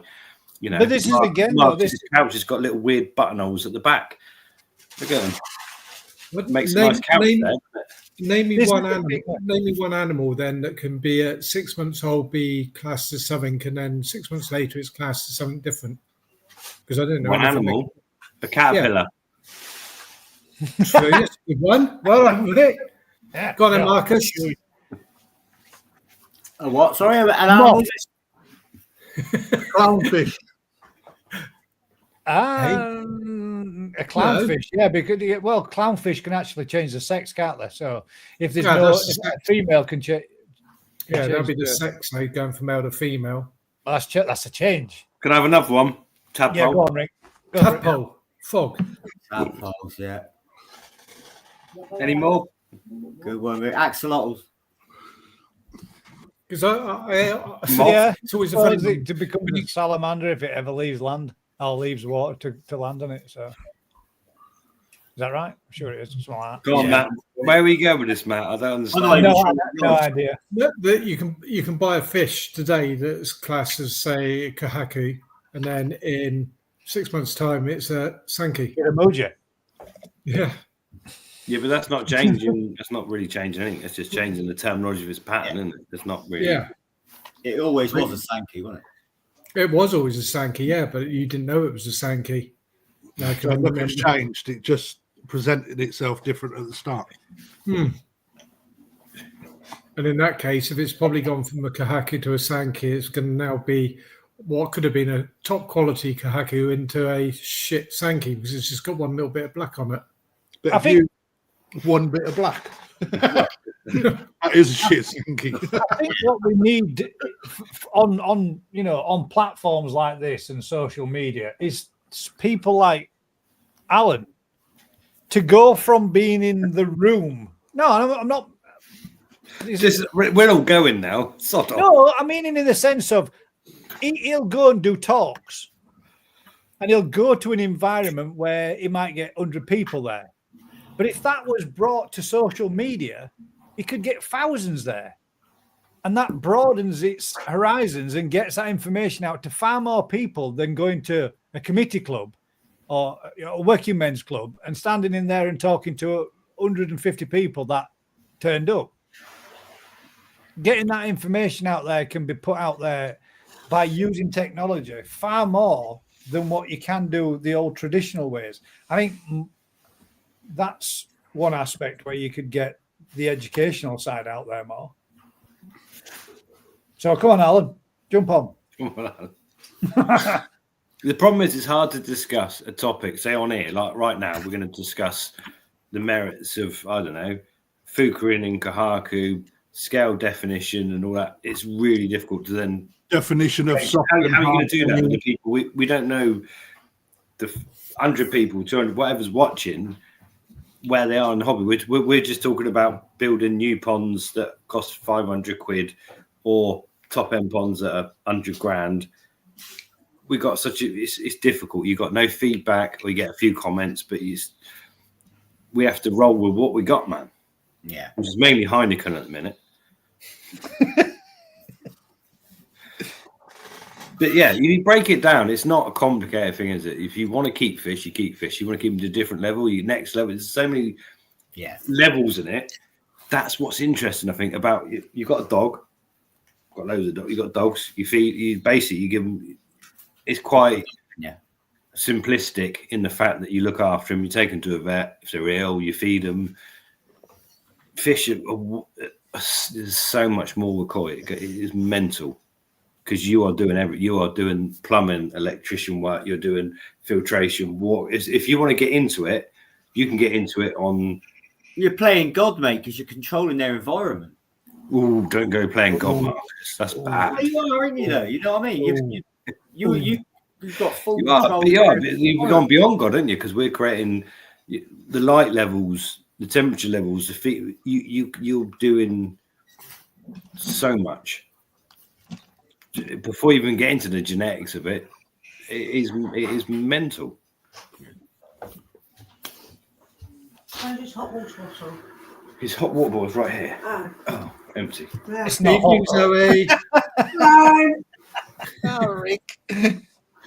I nearly filled He's it up. waiting for you still. No, he's not. Trust me. He goes, where's my hot water bottle? He went downstairs and never come back. Is he going to bring it on Saturday? With me, I probably will. It's cold. Yeah, Chris is right. There one problem people look on online and a lot of them wanting to get into ponds and get an impression that you need fiberglass ponds and all the latest filter systems, so the cost puts them off. Exactly what Rick is getting at. Yeah. I don't agree. We're good at some things, but not hot water bottle filling for children. I don't agree with that statement. If people are looking online and they think that they need a fiberglass pond to start off with, not a chance. It's not. That's not accurate.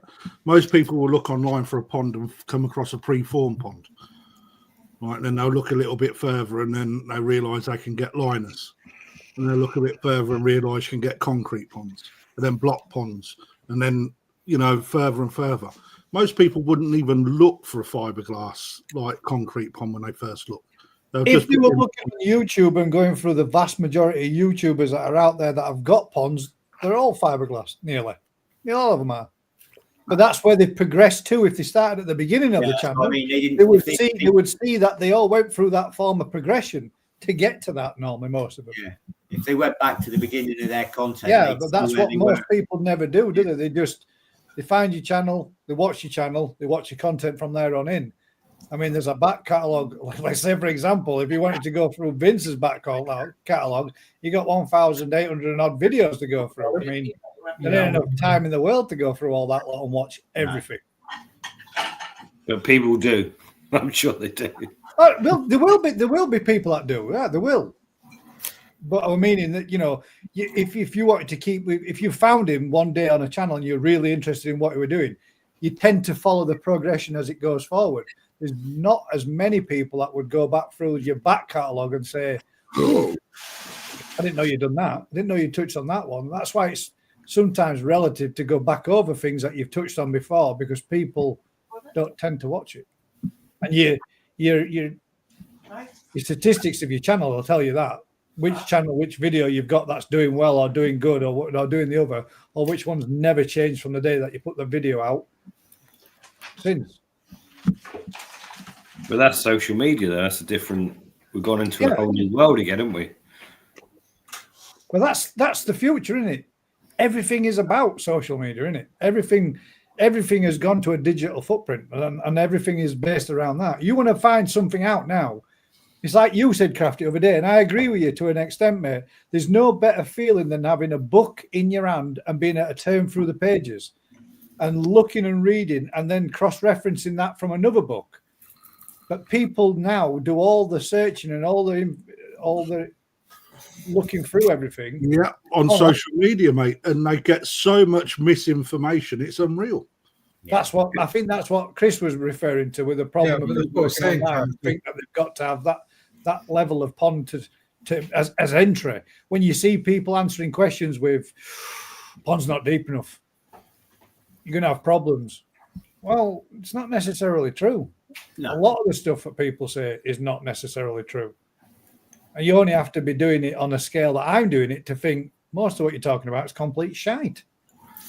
But one thing, Gaz, I know, Rick. I know that there would be well,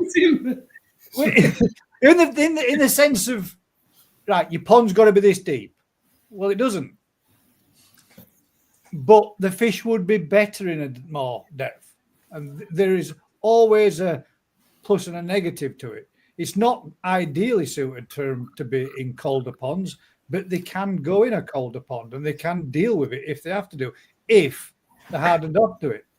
If they were gone from, red hot temperatures and then you brought it to your pond and it come to that first winter and gone from a 26 degrees pond and then it come into my pond and we're facing a 4-degree winter, the likelihood is that would probably kill that fish. It'll kill me. I'm not lying. I'll be dead. It probably would do me too, mate. But you can do a lot of stuff that people say you can't do. Cheaper as well. Filter systems. Matt's statement there. You can't guarantee a crystal clear pond without this, that, and the other. Well, you can. I made my own filter system. My pond's crystal clear. So, Gaz, did you do it first time? Yeah. What, with no improvements, no changes, nothing at all to it? But I made an alteration. But well, that's what I'm meaning. So clarity was there from day one. What I'm saying is I can't confidently go into a build and say to the customer that pond's going to be crystal clear. In fact, you can make that pond crystal clear just by adding an ultraviolet to it and not having a filtration on it at all. Yeah, but when I mean crystal clear, I mean with the fines, etc., etc. Yeah. Well, yeah. And I know of a case now. I never got involved in the build on this one, and it was only it's 12,000 litre pond, and he's running a 75 watt UV on the pond, and it's pea green soup. Was he turned it on? Yeah. I did question that one. Is it actually on? But, without going and visiting the pond and having a look at it, there's no explanation to. He's well over on the UV. The filtration was a Nexus, actually, with an auto change system on it. And it's pea green soup. I keep my pond is east facing, and it gets 3/4 of the day in complete sunlight. And I managed to keep my 5,000 litre pond crystal clear without it going green, just with 24 watts. Yeah. So explain I know, that. I know, but I mean, it's doable in the right place, in the right environment. Put that pond anywhere else, it might have been totally different. Yeah. I put a 55 watt UV onto my 4,200 gallon pond, right? And it didn't hit it once. I had to double it to 110 in order to get clarity. God damn. And I'm self-facing, and again, I'm on a Nexus, but for some reason, man, it just needed extra power. We had that much done into it. That just proves the statement that, as a lot of people say, no two ponds are alike, are they? No. Could that be water makeup though? The mains water? Loads. So Crafty on ours, 85,000 litres, 110 watt UV, and it wasn't enough. Yeah. So, which you would sort of half expect it wouldn't be. So then it's got two 40 watt amograms on it, and I've just added another 85 amogram, and in the summer I was struggling to keep that clear. Makes sense to me, mate. And out there now it is crystal clear that I can see 6 meters back and 8 feet down in the pond. It's just the ponds. I swear that the ponds go through a cycle, and you can be lucky that cycle, and not just on the bacterial side, new pond syndrome, that cycle, but just the whole aspect of the pond. And I see it now with people where they've got a pond, the liner's leaking, it's been crystal clear. They've asked me to go in and change the liner. We've changed the liner. We've kept all the filtration all running, swapped it all over. Within a week, it's gone green, and it's been crystal clear for months and months and months, or years. Yeah, and it's because you've changed the dynamics of that pond. You imagine how much bacteria lives on the outside of a pond, on the actual liner itself. Yeah, hell of a lot. Bit nippy, Rick, was you? I apologise to my boy for the late delivery of the hot water bottle. If you make a Yorkshire pudding in Cornwall, LOL, the purists will want Japanese koi. I don't agree with that either, man. Quality. The thing is, quality is quality, isn't it? At the end of the day, I don't think it's about being a purist. So personally, I think what Rick produces. He's got some absolute outstanding results with what his breeding program is. And I'm not blowing smoke up his ass because he sat there, because the proof's in the pudding. It's the same. It's the same with Adam Byer. He has had some absolutely outstanding results. Yeah, I've got a couple of this in my pond as well, mate. Banging. But again, I think that when you look where your fish come from, and you start to realise the quality of some of the better end of the scale that come from Japan, that's the only place you can buy them, actually. And I don't mean to be rude when I say that, Rick, but it's not rude, mate. That's life, isn't it? But that's what it comes down to. It's like our tozai that we get from Japan better than what Rick produces at New Forest. Not in every aspect, not every time. It's a commercial scale, though, isn't it? If I can produce 1,000 top end fish, who are they going to supply? Well, I'm having most of them, and a few people can have the rest. But that's the whole point, isn't it? There's no. If you understand the quality of fish, you could buy them from anywhere in the world if you truly understood it and get good fish. Okay, most of them are coming from Japan, but you could still buy good fish from anywhere. But if you're the sort of person that doesn't really understand it, but buys on name alone, you're always going to buy your fish from. You pay top dollar for fish from Dainichi or Sakai that are shite. Yeah, and there's a lot of them out there as Because well. it's got the name, it's obviously got to be good. My mate told me this is going to be good. Yep. Michael's put in there. I show my fish, and I went down to New Forest Coy and bought 25 euro for £75, and having more enjoyment from them than my main pond. It's not about money; it's about seeing the changes and learning from it.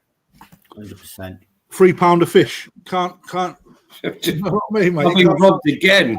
I've been robbed more times than Adam Ant's little brother, or whoever he robbed. I don't know. And Michael Thompson does well with his fish as well, mate. Really well. But that's the point, innit? If you know the quality of koi, you can go anywhere. You can come see us, Adam, Cuttlebrook, go to Japan, go to Poland, whatever, and you can do really well with your money because you know what a good fish looks like. But you can also go to Japan if you don't know what a good fish looks like and get robbed. Absolutely robbed fucking blind. Correct. That's it. So true. First person I found on YouTube was the Whisperer, and seeing what he spent nearly put me off. But that's the thing. That's my point. That's the bit that I was saying there. If you first looked at James's channel when he first did it, he did everything. He built his own filter systems. He kept everything plain and simple, right back to basics before he progressed to his pond that he's got now. But he says there, and it nearly put me off until I found you, Vince, and you lot now. And now I know I don't need a 4K drum filter, etc. No. You don't need one. They are, if you have one pond, They are better, 100%. 100%. They will remove the shit before it hits the system. They're brilliant, but you don't need them. No. Do I need a better cure for it to work? Anyone coming into the shop saying, right, I want to build a pond, the first question out the mouth is, or out my mouth is, what's your budget? What's your knowledge? Have you kept fish before? Right, what's your budget? I've kept fish before. Right, what are you trying to achieve? Right, you know, if someone has never had it, we get quite a lot of people in the shop that actually they want a fish pond, but they live in a flat and got a balcony. Right, so straight away you go over to the infinities. You know, you get someone that's just looking for a wildlife pond, and then when you talk to them and you realise people realise they're buying a small pond, once they put all the plants in it, they actually can't see any water, right? Because the plants all overgrow it. They then upscale, and then you talk them into buying a little fountain or an all-in-one filter that cost 150 quid just sat in the water, and a couple of goldfish to go in it as well. And then you know they're coming back to buy koi. You know they're going to go on and on and on. It's all about education, but where do you go for that? You go to a garden centre 9 times out of 10, right, rather than a specific fish dealer, because there aren't many about. Yeah. Quick question then from Rob, because I said I'd promise I'd go back to it.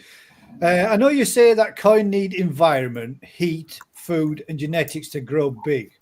But if you have an unheated pond, a variety of foods, can fish still achieve good size?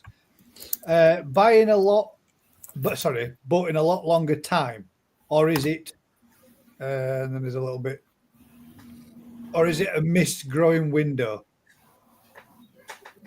That's another completely. Yes, they will still grow big to a point, not monster big, but still big. Yeah, Just a longer progression. they can only grow in the windows where their metabolism will let them grow. So if you've got an unheated pond, but you've got 2 months, 3 months of the year when it's warm enough for them to grow and the space is good enough, they'll grow. And they'll grow year upon year upon year and still make 60, 70 centimetre fish, whatever. But yeah, if you're trying to achieve the maximum out of a koi, if it's not hitting somewhere near its good growth each year, so right, chuck Lee under the bus today. So the chippy Nissai dealing with at Ryan's, they will grow really quickly next year, whatever, but they still missed a year of growth, which is half of their growth window they've had in their life. Yeah. They will still grow really well and it will still achieve big sizes. But if you were trying to, that fish potentially could have reached 95 centimeters you might only get it to 90 because you can't regain all of it. But the reality is, you will regain most of it given the window. If it's grown slowly year upon year, it's one of those. Yes, it will still grow big, but the genetics will still slow it down. But the environment is still the biggest factor by a country mile, and that includes temperature, food, all those other factors. The genetics and any bit that can push it to where it can go to, you can't go beyond that. Wouldn't you say though, Rick, that a 65 to 70 cm fish in your average person's pond is a big fish? Yeah, of course it's a big fish, yeah. But we're going into the realms of now we've got carp farms in this country now using koi growing techniques to grow British record carp. So RH Fisheries have been doing it for a few years, but they've now come out and done it publicly, where they're growing fish to £70 before they even go into a fishing lake. Yeah, they can do it using what koi keepers have done for donkey's years to get a fish to £70 at 10 years old. But then it's going to go into an environment where it's going to be challenged with being cool, temperature swings, lack of food, all the rest of it. It's just, is it good or bad? It's neither. It's just what it is, isn't it? You got to use. What's the biggest risk, though, Rick? Pushing your carp early on, or allowing them to progress? I don't think it's a big risk. At the end of the day, if you grew a £70 carp to put in a lake, the stress that's going to be involved with going from that environment to an environment that's going to get cool, where the temperature's all over the place, where the food availability is all over the place, where it's going to meet new health issues. Either it's going to lose a lot of weight, it might die, it might do all right. It's one of those. It's a risk, isn't it? But you spent 7 years giving that fish like a pet the most amazing environment.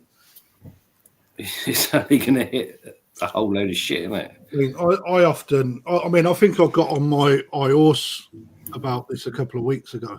It might have been even, but I think it was on my auction when Gaz constantly stated, well, I've got like an unheated pond, I'm not going to get results. And I think that again, there's too much emphasis on pushing fish at an early age. When most of us, especially in this climate, cannot afford to heat a pond. I can't afford to heat my pond this year. So, mine have been on just a normal temperature water. So for me, if you're going to push, I think you go down the lights of Marcus and you buy many and push all together. Yeah. That's what you want to achieve. It's like, it's always, what do you want to achieve? Mate. It's a Fishing for food. Is it? Because when you're putting your fish into a hot environment, if you're not feeding your fish, then you're actually not doing them any justice, and actually you run the risk of them losing weight big time. Yeah. Because they're burning energy so quick. You've got to constantly push it, with a food. But then in the cold water, you don't have to feed as much as often, because number one, they don't need it. Number two, your filters won't cope. And number three, it's like a waste of money. So actually, when you start looking at the bigger picture, it all depends how things fit into your pocket and what your end result, like what your own objective is and what you want to achieve. I just think that people run down this route of, you must have an air source heat pump, you must do this, there's really no requirement. And actually, for me, I quite like seeing fish develop at their own pace, because I think they keep their quality so much better. Crafty, I'm so pleased you said that, because that was one of the things I often think about, is if you're pushing a fish continuously, are you likely to blow it out of what it should be? Well, you've got more chance. You've got more chance, haven't you? Because if you're not bulking out a grow-on pond or a pond that you're heating, right? And I'll use Lee Hadfield on Kahaku that he bought from Dainichi, from Sakai and Momotaro, I think it was. Well, all of them fish, I was there. I helped pick them. before I become a dealer, right? We went round together. He got them, put them in, and I went down a few months later to his house, and then we netted the pond out, and there was fish in there, mate, that had grown absolutely massive for the amount of time that they've been alive.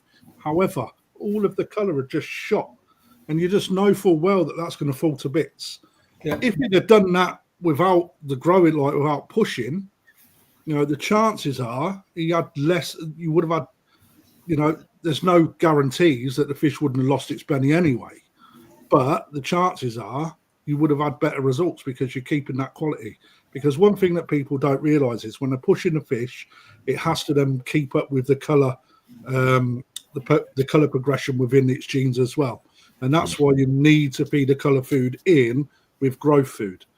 You know, that's the whole purpose behind it, to really help that come along. However, if you put like 30 fish in and you do push them, you'll find that you're probably only going to get really good results with a very small percentage of them. You know, with the colour, the size, the capacity of everything that you want. But if you're just doing that with one fish, you are really, really expanding the failure because you've only got one chance to get it right. And internally as well, does the body actually have time to mature and grow to the speed that the fish is? I can remember going trout fishing up near, it wasn't Diva Springs, it was Scotland or somewhere like that, and they had trout in there, rainbow trout, and they were averaging between 15 and 25, I think it was at the time. Two of the fish I caught were dead by the time I got into the bank with a very little fight. And Have a big fucking hook on. Yeah. You fish a harpoon. It was a treble on it. Fucking harpoon gun. That's why, mate. But the heart hadn't matured up. They hadn't grown to the speed that they should have done, and they just succumbed to it.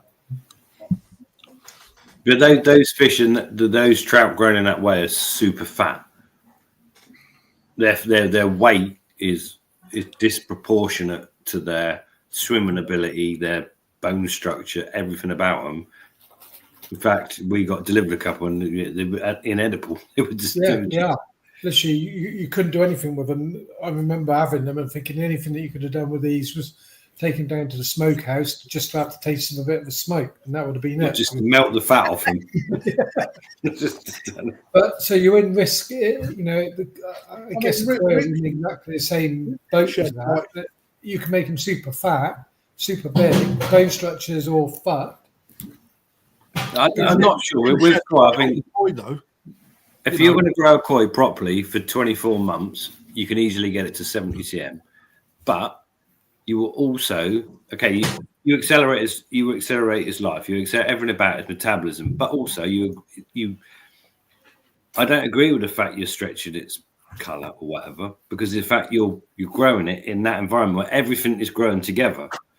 If you're giving it that environment, you're giving it an environment where it's bone structure, it's fat, it's muscle, it's bodily organs. It's not going to have a small heart when the rest of it's growing. Why would its heart not grow as fast as the rest of its body? Yeah. That doesn't make any sense. The whole point is, if you give it the optimal conditions to grow its maximum for 24 months and it's 65 cm, you've just given it that window. But when that goes off to a customer, it's going to do very little beyond that. You know, it will suddenly, unless you can give it, if it's genetics, you grow that much bigger and you give it an environment, it will carry on growing. But what you're doing is just getting the absolute best out of that product to that point before it goes to the customer. And if the customer give it the best product, and it will become its best. That's why you pay top dollar for that fish, because it's the best fish that's gone through the best possible. And I think what a lot of people miss is to give something the best environment costs a shitload of money. Yeah, but I think couldn't that fish become a better fish and live longer if it wasn't pushed as hard? No, that's the point. That's the whole point. If it's given the optimal conditions for 24 months, at 24 months, it is at its peak for 24 months.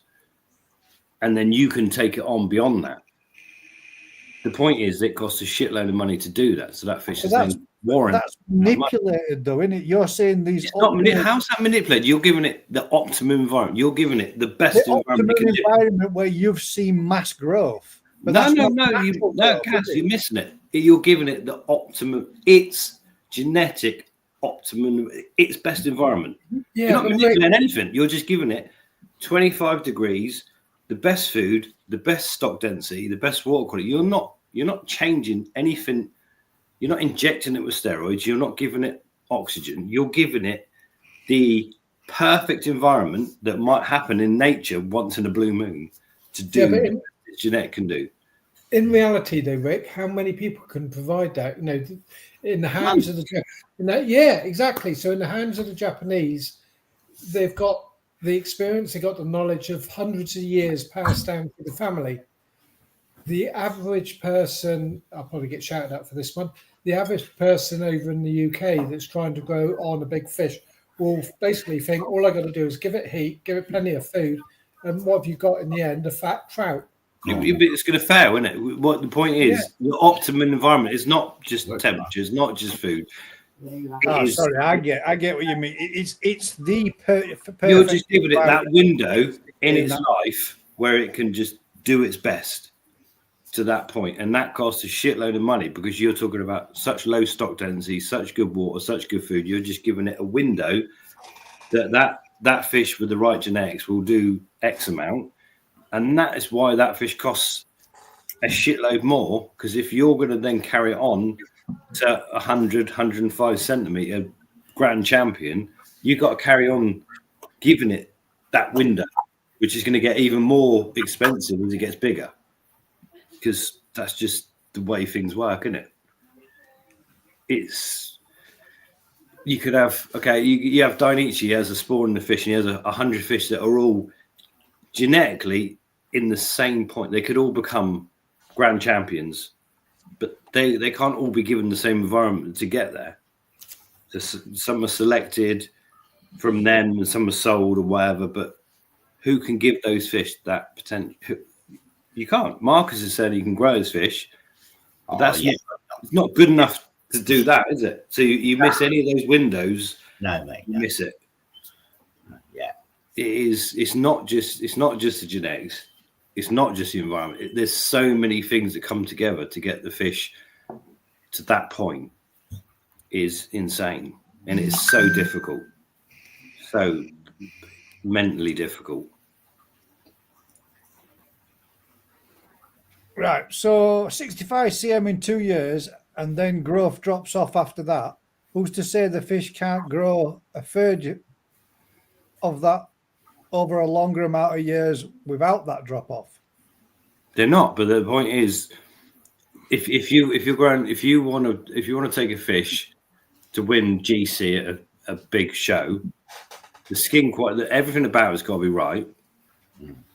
If you're taking it to 65, 70, whatever at 2 years old, to get it to 70 centimeters, you're almost doubling the body mass. Yeah. It is insane to get them big. Genetically, a lot of fish can grow to a good length without carrying the frame, without carrying the body. Yeah. It is. Yeah, but that's going into a different realm, because to get what we call a really good koi, it's got to have length and body. It's got to have both. There's a lot of people out there that do grow their koi to a good length. They don't achieve the mass to it to go with that length. Yeah, correct. Yeah, and that's the hardest part of koi keeping, is getting that on, because not only are we going down a feeding regime in the right environments, but we're then starting to looking at flow rates as well. Yeah. You got to manage the filters when you're feeding that heavy, man. It's the amount of flow going through, because let's face it, carp are a river fish, and flow is a constant. They come from China. I'll put that in there in case people sort of say Japanese koi, but they all come from China. So it's having that travelator that helps build the muscle mass that you then accelerate in growth, etc. So as soon as you do get to 60, if your koi is looking stick thin, right, one thing you need to look at is what a good fish at 60 cm with a good frame looks like, and that's where it comes in with having the experience of looking back at what the frame on a fish looks like when it's young. You know, that's why the first thing you look at is the frame. Always the frame. If you're looking for, I can't say this word, longevity. I said it, didn't I? Longevity in. I'm getting there. Been practicing in the mirror. You know, it's all about the longevity of what it is that you want to achieve. You know, so the frame is so important of what you're going to get later on in life if that's what you're trying to achieve. It's not wrong not to have that mass, right? If you're not showing, etc., it doesn't matter. All right. And this is where people, again, get the wrong idea of what a good koi is. But in the koi world, i.e. top end show fish, it's got to have the body as well as the length. If it hasn't, it's straight off the chart. And it doesn't, and you see it in a toe side, but you still need to give it the right conditions to achieve its potential. But that's the thing, isn't it? It's all the time, isn't it? Yeah. But if you miss a bit of a window, you can claw it back. It needs to be given the chance to act on those genetics, if you know what I mean, and achieve its potential.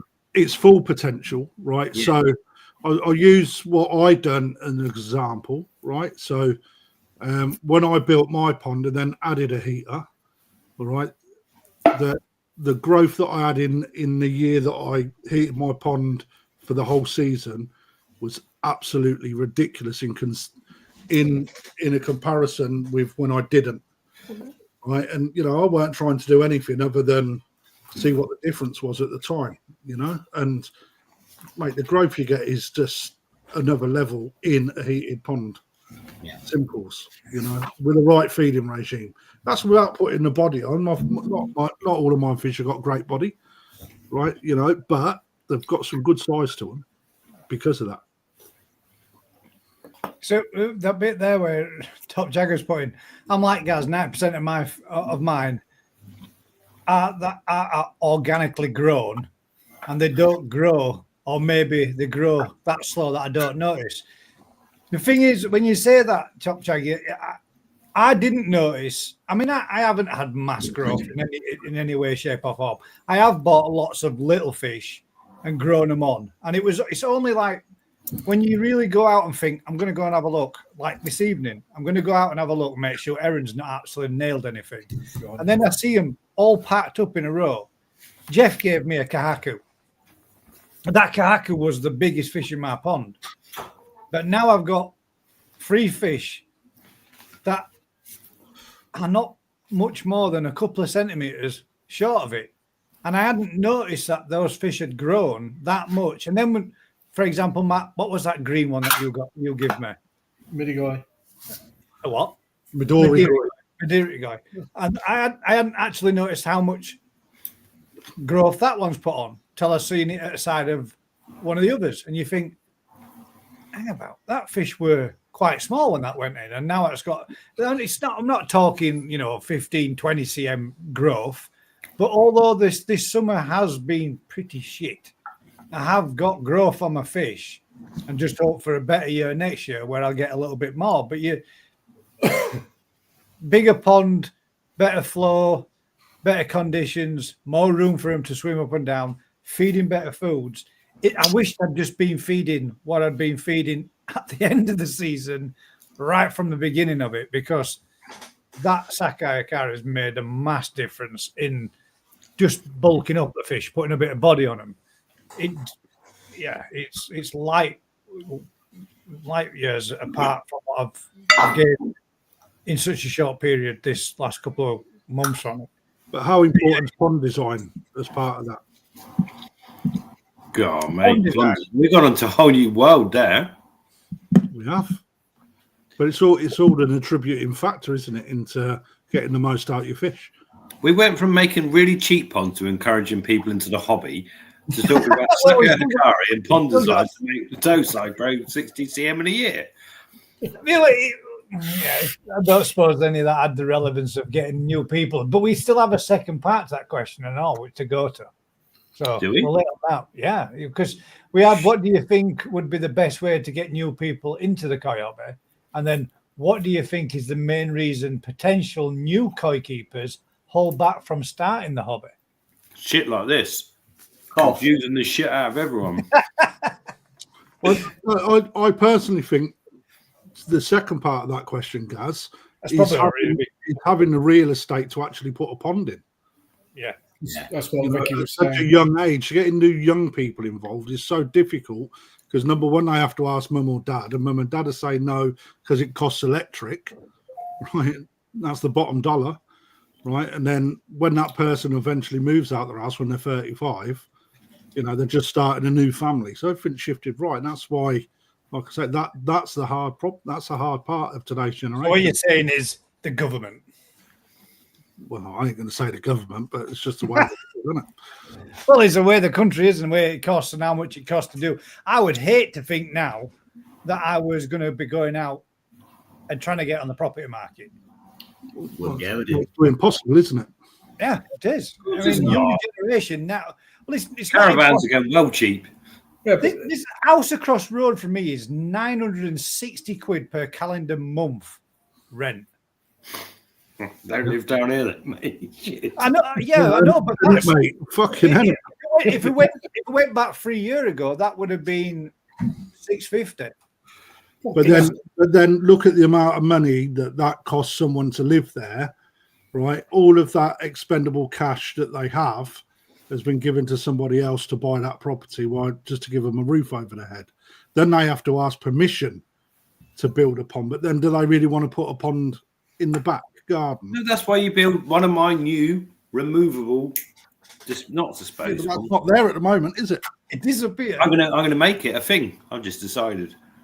2 wheelie bins, 1 portable pond, one of Matt's like tent covers. Well, I'm wondering whether they could actually, because whether they could do the whole lot as one. Yeah, like a big bubble, and we blow it up. Well, when you think of your swimming pool, what the framework is exactly probably the same as what a polytunnel is using.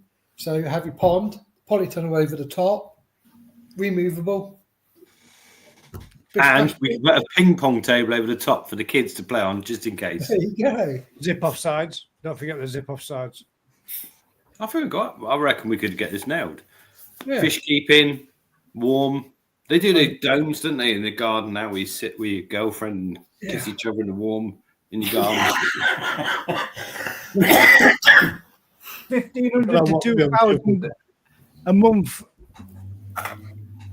down Yeah, I was south. gonna say, we've got a flat to rent out, and yes, it's more expensive than that. It's the cheapest flat in the whole area because I feel really bad. And it's a lot more than that. And you say about the first time buyers, Luke, my son who's just bought his house, up until, what was it, 3 weeks ago when he did it, getting rid of the property tax. Was it How old's your son now, Matt, just out of interest? 28. 32. There you go. You're People from my flat. generation, mate, 21 getting on the housing ladder. Yeah, but they can't. Yeah. That's a complete difference. Yeah, 19 when I got my first house. A complete decade of difference to getting people with their own gardens that want to spend money in making that look nice.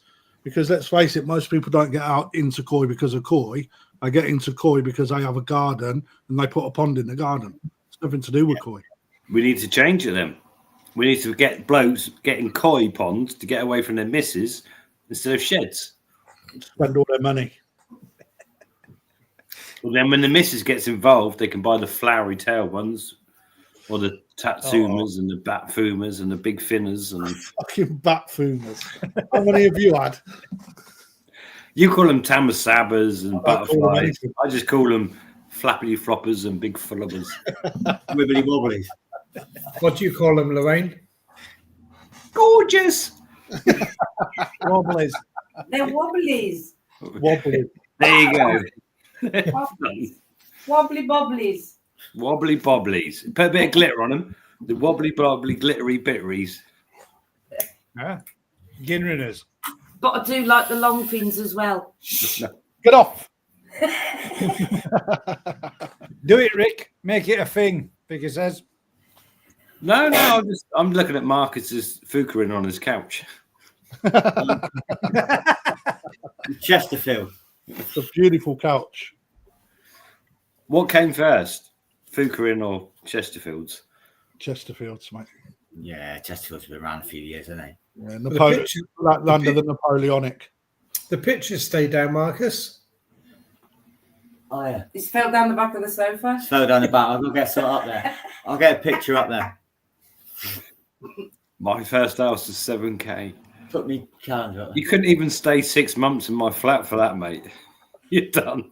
And where I live, this was bought in 2000 for 61,000. So now to buy it will cost you 3,000, 300,000. 3,000. I'll have it. 300k. We had this. Oh, 300. That 2 years ago. Yeah. Mental. But it's just notes, isn't it? It means nothing. You Means sell it, you got to buy it, you got to earn it. You sell it, you've got to go and buy somewhere else that's worth the same amount of money, isn't it? So most people, the younger generation now, spend the average price of an house when we were younger, Crafter, on a fucking marriage, getting married for a day, on a day event. Well, the thing is, I think now to get a mortgage, to get well, Matt tell me, I think it's 5 times your annual income in order to give you a mortgage. my first house. Sleep, he's not listening. My first house was 27,500. The average couple now get married at like 80, 90 grand. Mm-hmm. The average couple get married for 80 grand. Yeah. Extortion. You've not seen these big weddings, mate. Does that include a divorce? No, that's just that costs you fucking 300 wedding day, grand. mate. Yeah. It cost me 2 houses, 2 lots of savings, 2 lots of furniture, 2 cars, 2 How can you pensions. possibly spend more on a day marrying someone you don't really like than having a house for the rest of your life? But but in the scheme of things, that's part of the problem that we have. It's having that ability to put a pond in your garden is the issue, and that's not something you can change. No, you've all missed the point then. We should all be selling fish to weddings. At weddings. Every wedding should have a koi pond, specifically with his and her fish. Yeah, 36k, lived in it 9 years, sold it at 250k. 27,500 and sold it for 155. Yeah. 10 times. That's insane. Yeah. In 9 years, 10 years we lived there and then sold it. That's the way it goes. It's average house price is 750,000. Where? Anywhere around where I live. Say that again. The average house price is 50,000. 750 grand. And The average houses that I work in Manchester area, the average is like from 550 to 750. Fucking hell, I'm not going to That's Manchester. city, though, isn't it? That's city. No, it's not city. No, it's not. That's not city at all. City's even more. So how can I rent our flat out for like £1,200 a month and it's worth 120 grand? Because you're a robbing bastard. Yeah, I would have said that's because you're a robbing bastard, isn't it? Yeah. I'm the cheapest flat. I'm the cheapest property. Don't blame me. According to Google, the average house price in the UK is 293. Semi-detached 280, terrace 239, flat on masonette 232. So I'm Down much to you, Rick. That's the average in the UK. You'll be It's able not to the charge average in 49 Manchester euros, area. won't you, mate? If I change that to London, right? So Yeah, what's that London say? is 687,000 for a semi-detached, 580 for a terrace, 443. Well, yeah, all the ones I'm talking about, they're all detached houses. Sorry, so I suppose that'd be more of a. That's not your average house, is it? It's 400,000 average price in Dorset. So again, though, for a young. Yeah, it's like that's a hell of a lot of fucking money, isn't it? What you got to have now, like 50%, like Average wage. deposit. Average wage now is 29,300 a year. Average, right? So, it's next to impossible to get a mortgage based on that salary. No, I'm pretty good. My IQ and my salary are pretty much the same. None. Lower than average. Yeah, same as mine. More and more are living in rented now. Yeah. So it's weird. Well, not weird. Amazing the difference. So in Dorchester, the average salary is 34,000. Who's paying all the money in Dorchester? Is that your job? Yes, You know, but Matt's that's putting the wages up. you know, and as much as people don't think that's about Koi, it really is, because you know the cost of living crisis has had a massive impact on the industry this year. You know, because people haven't got that amount of expendable cash. It's probably not the same for Rick because he's in a different price bracket. I mean, I don't know, but definitely for our shop, you know, not in the Koi department, but across dry goods, marine and trops, we've seen less and less people upgrading what they've already got, you know, which is something that you need. And you know, you need the big hits for when people do a new pond build or get a bigger tank, etc. But they're the wins in the shop, you know. It's going to go down. I'm not being funny, right? I've done this for nearly 35 years, and circle. this is going to be the hardest few years the industry's ever seen, without a doubt. 100%. What, this year? Not this year. The next 4 years, we're not even. We're scratching on it now. Yeah, because so many people coming into the industry doing it. There's so many people that are leaving the hobby because it's if you've got a family, what's the first thing you cut out? That hobby, isn't it? That fish keeping. Dog. Yeah, dog, but dog's not running 24/7, is it? it's, you know, it's not an energy consumer, is it? With So regards to your pond is the one thing that's going to be chopped out unless you're proper passionate. So yeah, I reckon we're going to see a massive hard period coming. I totally agree. The figures tell me that, Rick, when I'm doing my forecast, mate. You know, it's really easy to see. We're in a third year of drop on drop for dry goods sales. You know, and that tells you that the economy has not got that money to spend. So, but the flip side of it is there is a positive side because you can do it so much cheaper. Mm-hmm. People are bailing out because they think it's too expensive, but you can do it on a budget. You can still enjoy a hobby on a budget. Yeah, 100%. And that's just the way it goes. And it will go up and down. It will flow. Everything goes like that, doesn't it? Just about putting the money into electric cars, isn't it? Here we go. I didn't say anything. Oh, well, no, I don't mean it. Not bad by it, mate. But electric cars, Jesus Christ. We've all got to have one in the end. We are, mate. So that I'm sticking with my Land It's Rover. just not. If you want to touch on it a little bit, it's just not feasible, is it? Where like, if you've got 150 people living in a block of flats, where are they all charging the vehicle? Oh, let's not go into electric cars. Just an example, though, isn't it? It's cracking. Yeah. It'd be much more likely that we'll all. You only need to look at London to know. Those people that know London will know that it's impossible to do. Yeah, just London alone. But let's not talk about electric cars. Yeah. We should get those pavements like in Japan, where people walk on it. It generates electric. Yep, that's true as well. It's very true. You know, I'm not lying.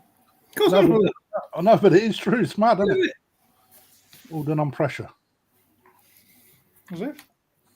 Yeah, but you walk across the pavement, it moves, and it generates electricity. What? Matt's typing it in. Can pavement generate? He just took his first order now. one of his How the pavements produce electricity? No, I'm not. I'm asking another question. Uh-oh. Where's your hair gone? Where's the other half of that deer? He's the other side of the wall. Do you see I got a big one and a little one, Gaz? Oh yeah, I have as well, mate. What was that? I missed that. Did you see that I got the big one and the little one? Where? Sunday afternoon, I had the little one up. No. Wheel. What are you two doing? Like, are you like brothers from another mother's? What? Is that not the same? That is the saying. It is the same. You plug him. Vicky wants to go to bed. Vicky said, "Look, I've had enough of this shit." You went wrong, Cole.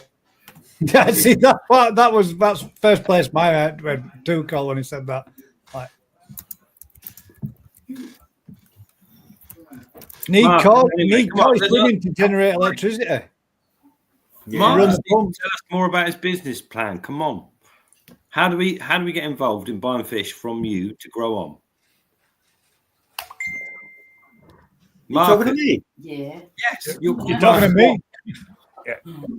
How will we buy fish to grow on for you to grow on for us? At the moment, you just contact me through social media or something. I haven't got anything like that set up yet. Oh, wait, come on. Tell yourself, Marcus, this is your time to shine while I pop to the bathroom. Marcus, just put the boss on. Put your mobile number on the thing. She's probably got more idea on how to sell it than I have. I mean, Have I you just got a TikTok tag or something? do what I do. Yeah, Well, well, Ryan's everything's already my on name, Marcus TikTok. Harris at the moment, or Kaizuku Koi. You can find me on Instagram and Facebook and probably TikTok if you look hard enough. TikTok lad. I think what you need is a number, like your Pirate Koi. What Yeah. pirate radio station? What is there a number for pirate radio station? Like 101? No, not at the moment, mate. No, it's just my phone number, mate. But just contact me through social media and I'll sort that out. I'm trying to help you here. You need Oh, where's a he gone? tagline. What has gone? Yeah, I know, mate. I've got to work on all this. It's just it's at the moment. It's just saying, look, this is the plans. I haven't really got it set up yet. I've still got a lot to do. Have you But I submitted am- yet, Marcus? and it will sort it out. Have you submitted anything yet? No, mate. I'm still writing up my things. He's hanging in. They're offline at the minute on their pet shop licensing. Yeah. So, but yeah, that will get sorted. That's not going to be a problem. That'll be sorted before I'm moving. So what's your like USP, your unique selling point? Come on, you're a pirate. I know you're a pirate, but What didn't you say, USP? pirate? I didn't want to do that. I didn't. Mate, I don't know what the name. You know, it's just a name, isn't it? It's just a name. I know, but you're good at something. So what are you good at? Come on. I'm good at growing koi, mate. Yeah, I seem to be able to. You know, Picking them. I'm good I at can picking put weight the right on a ones skinny to bird. grow.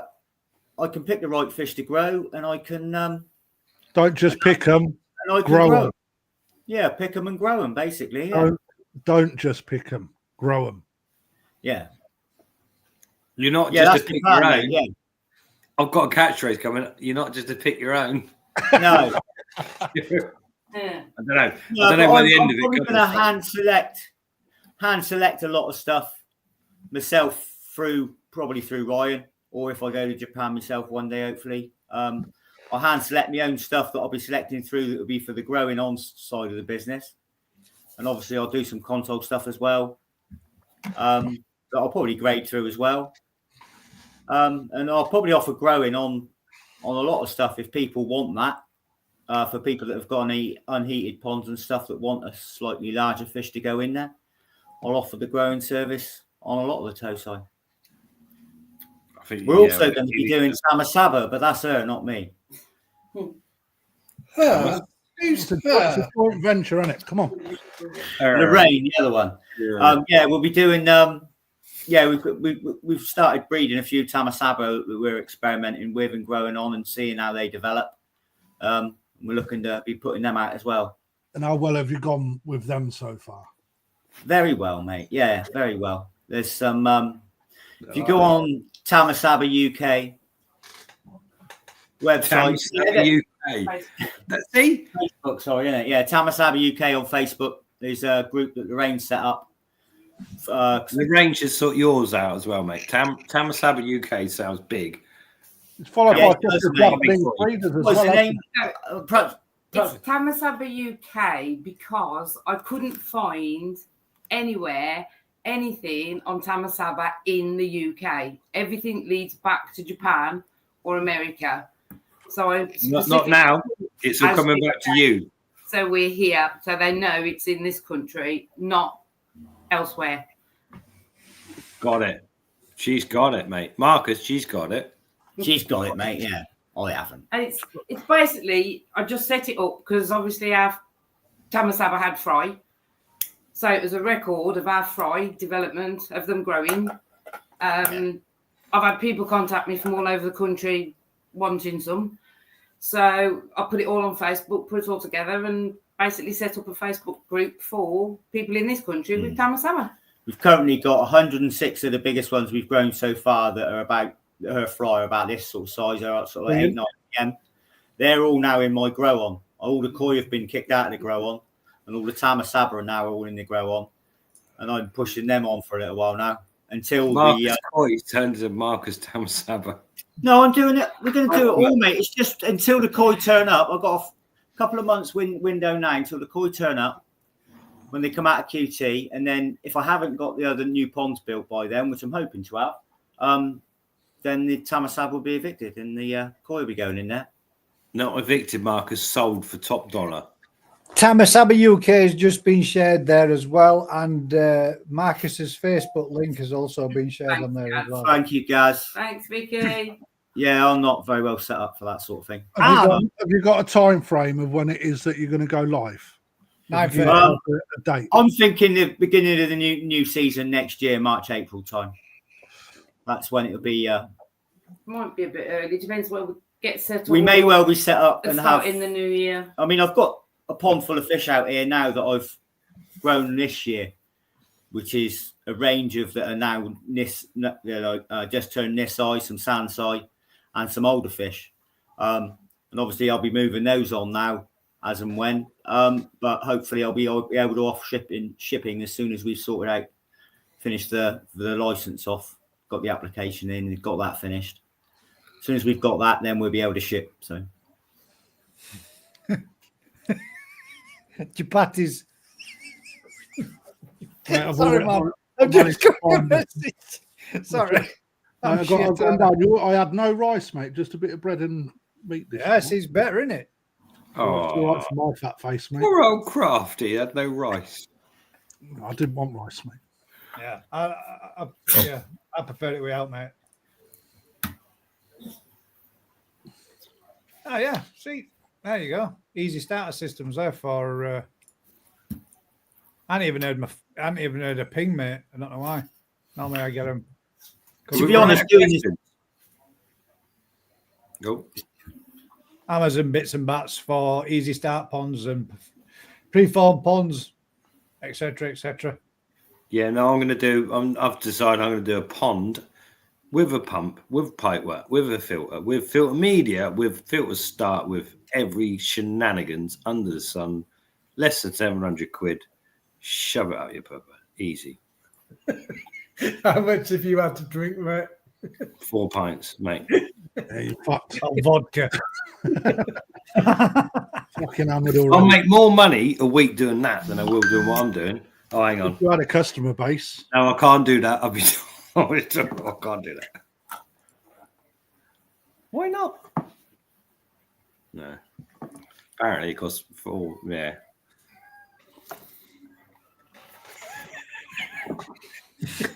I could probably still, man. I could probably still do that.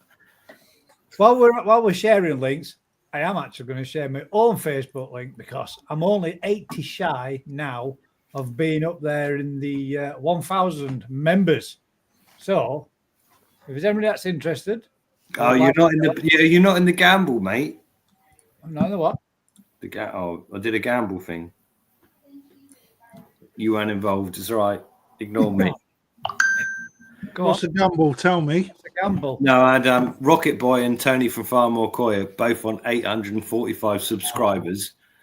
And the first one that hits 1,000, I'm going to give a free fish or a free. I don't know. Well, we're going to make that. We're going to make that fair, then, aren't we? Just bear with us 1 second. I just said both their names. That's fair.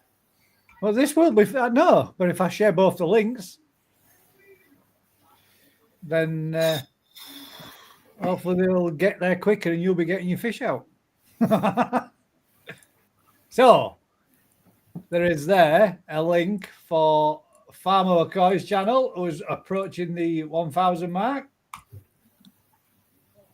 And we shall find Rocket Boys. Rocket Boys as well. I know he's changed it to no. I don't know. I'm a subscriber, mate. You're going to have to do all of them now, Twisted as well. No. This is a special race between two old gentlemen that Can't do them all now. There we go. Shed, Rocket Boys, and I can't have a favourite. Don't it? Where's mine then? Don't I get included or what? Yeah, mate. No, you're not an old boy. Everyone knows who you are. Do you want to be in it? You want me to share your link? I don't care, mate. Can't share Matt's because he ain't got a because he's afraid of the YouTube. You ain't got a YouTube channel, have you? I'm only 400 shy of 10,000. Yes. No. No, you ain't got a YouTube channel, have you? No, you won't get me doing that. Oops. I'm just going to say shit out subscribed if you have. I've always thought it. We could share Rick's as well because that one could definitely do with some sharing. I haven't got one. New Forest Koi. Yeah, but it's not mine, is it? It's not. Well, it probably is mine. No one else does it. There you go. Then. So there we go. There's Rick's from New Forest Koi as well. And it's just for shits and giggles.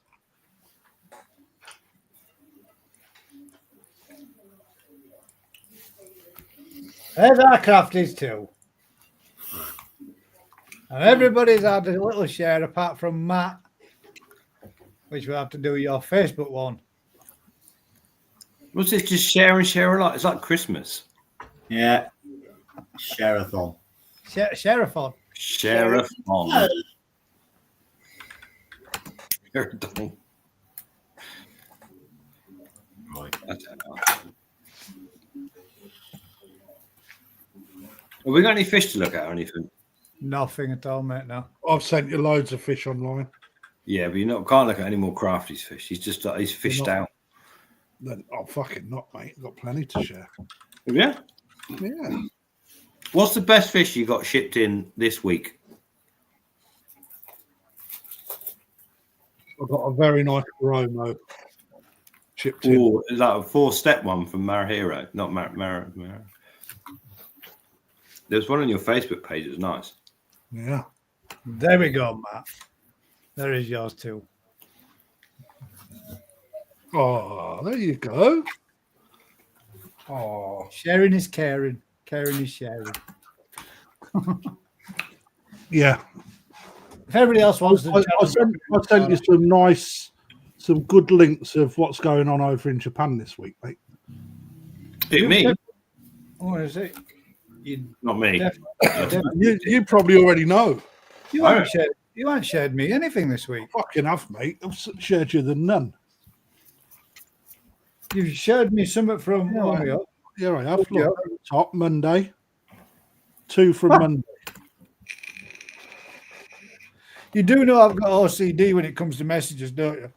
And I look at them and think, nice one. Then delete them. Send them again. Mate, I send them so you got content gas. I'm nice like that. Has he been ignoring you, crap? That's not come through. You haven't sent me that. Or I haven't received it. No, that's mine. No, seriously, mate. I've not received that. I've just forwarded it out of your text messages that I sent you. And I sent you this as well. I don't know where the other one's gone. No, I've seen that one. All right. So the other one come through as a link, not with the picture. Seen that one. Right. So sharing this one. Share the screen. Here we go. Boom. Filth. Look at that, man. Now, what is it? Mate, you took the questions out my mouth, and that's what the viewers should be telling us. Yeah. In the comments, guys. What I did this. What is that fish? It looks like you did the photo for him. Mate, my photos are getting good, aren't they? Yeah, they're banging that. I see where you went with a left-handed shadow this time instead of a right-handed one. Yeah, I done one. I had to turn the camera around, so it didn't bring. When are we doing over the fish? When are we doing the Tamas? Sorry, the God. I read two comments at once. And when are you doing the charity thing, guys? We're going to be pushing it to next year, mate. That way, then it's putting Christmas and everything out way. That way, people aren't struggling for cash and money and all the rest of it. So we're going with a later on. I think. What did you say, Rick? He's not there, mate. Oh, he's gone, hasn't he? God damn it. Oh, he slides off at the wrong time. I think he said March. I think the first weekend March. It was March, guys. The first weekend in March.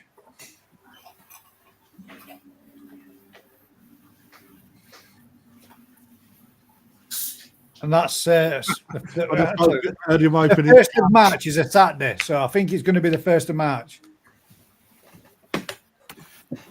Oh, it's my birthday on a Wednesday this year. I'll have some Hikari calendars to auction off as well, mate. I've spoke to Hikari this week when they come in. Nice one. Nice and it gives us a bit more of a chance to contact some people and see if we can get some more bits and bats as well. Who's that?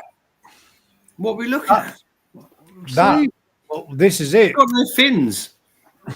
They're tucked, haven't they, mate? What is it? What did anybody guess? What nobody put anything in the comments. Enough to go back, surely. Yeah, it looks like it. Maybe it's because they couldn't spell it, because it's a twat of a spelling. Is it Masakawabaki? I'd call it that. Definitely. Yeah. Oh, nice. Is it Ginrin? Now, will that stay like that pattern? Do they actually settle at Matsukawabaki? Will it stay like it? It's fucking massive. It's pretty much done. No, I mean the pattern wise, or will that still continue? Do they still continue to change throughout the whole life? Do they always? Yeah, one I've got just every year it goes real pale in the summer and then goes black as your hat in the winter. I think that's probably pretty much done, isn't it? If you scroll, I think if you scroll, mate, there's more pictures. Oh, there's the GC. Damn! Look at that, man. Is this why I've lost it? Why are we looking at these? It's nice. It's you just said, have you not got any pictures of fish? I meant like normal fish, not these bigger bangers. Oh, these big These are normal. I'm running out of Heineken here. There you go. There's a normal fish. Right, that's achievable. Then. That's achievable. I think I could achieve that. So, what does 52 boo mean, though? 52, yeah. So, yeah, in up to 52 centimeters, basically. That's nice, but I think I could. I think that's in my realms. The last one, not a chance. Yeah, the Shiroji's not as good on that. The white that's skin. fucking insane, mate. That's banging, isn't it? In 22, boom. Yeah, I'm not sure I'm going there either.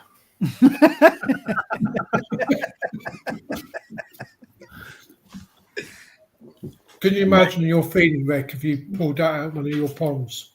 I'd just give it straight to Vince. That's shit. I mean, go back to that one, Gas, mate, because that is exactly. I mean, it's a more show-ready fish, but it's still got so much more to do, hasn't it? Yeah. you know, and when you're selling What's like, going to come through grapefruit midlets? yeah, The problem is well, when that finishes, it probably won't be that good. It will still be good, but it won't have that impact because the sumi will ruin the shiroji and it won't work. But at that point in time, that works mental. Yeah. Don't it? we won't go That down works that mental. route. Yeah, we're not going down that route. We're neither have any opinion on it. Is that classed right? Is that Tancho? No, No, Maritan? yes. Yeah. Maritan, basically, so Tancho is just a spot, no other pattern other than Sumi, depending on whether you have Kahaku, Showa, or Sanki. Right, then if you have the Showa, then you've got the Sumi that wraps the body and into the head. If you have a Sanki, you have the spots going down the rest of the body. Okay, not on the head. Kahaku, just a red patch. When you're looking at these, the reason why they bought Maritan is basically it was a word that was used to identify a koi in a pond. So if it's a 3-step like this is, all right, if you take the Sumi away, you've got a 3-step pattern, right? They would use Maritan to say the one with a spot on its head, basically. So it's not anything other than an identifying word for that type of fish. it's bloody amazing, though, isn't it? Yeah. Yes, mint. Pretty good as well. You know, Pretty good. Pretty good, isn't it? When you know, don't you? you know, but if we was to look at that fish show wise, there's a lot of undeveloped Sumi on that fish. Yeah. Do we know what that Sumi is going to do? It's not our job to know, mate. But people will expect you to have an idea of what it's going to do, correct? Yeah, just lie through your ass. It would join up lovely through the head. Perfect. It's again one of those things that people right. So if you've got the Sumi that sits under the skin, from a judging perspective, that Sumi that sits under the skin has to be the same pala, i.e. the same plate all the way through. So you can't have some that's up, some that's halfway up. Like for the Sumi underneath, it has to remain that constant grey. Right, that's how it scores its points. If it's not there properly, then it wouldn't be judged as a quality. But where's it going to be in 2 years' time? I would say that Sumi probably isn't all going to come. I can tell you where it's not going to be in 2 years' time. In your Not going pond to be in my pond. or mine. Yeah, same. You know? But when you're looking at the development of fish, that's the sort of thing that, you know, you have to start to work out and understand. Okay. That's outstanding. Yeah, but that photo doesn't do it any favours, does it? Not really. It looks like it's been tinkered with a lot. No, Probably we don't hasn't. go down that route. Tinkered with. Yeah. I'd much rather not go down the cut line, tinkered, altered, changed, and remain that way. Benedict Campos, you'll see he wins a huge amount of awards in koi shows in Japan. He is the owner of Del Monte. It's Jeff. He is the man from Del Monte. Oh, I thought Jeff were taking piss. No, he is the owner of Del Monte. He is the man from Del Monte. He is the man that said yes. Yeah. He could have chosen a little wider tail tube on that one. To any fish he looks at. Pretty much.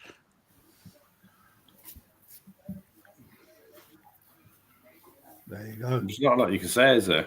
I haven't got one of them either. That is nice, that man. Semi-tin. That is Have a look at wicked. that other one I sent you guys, because I'm going to post some to the people that are watching. Power to the people. We're not still live, are we? Yes, we most definitely are.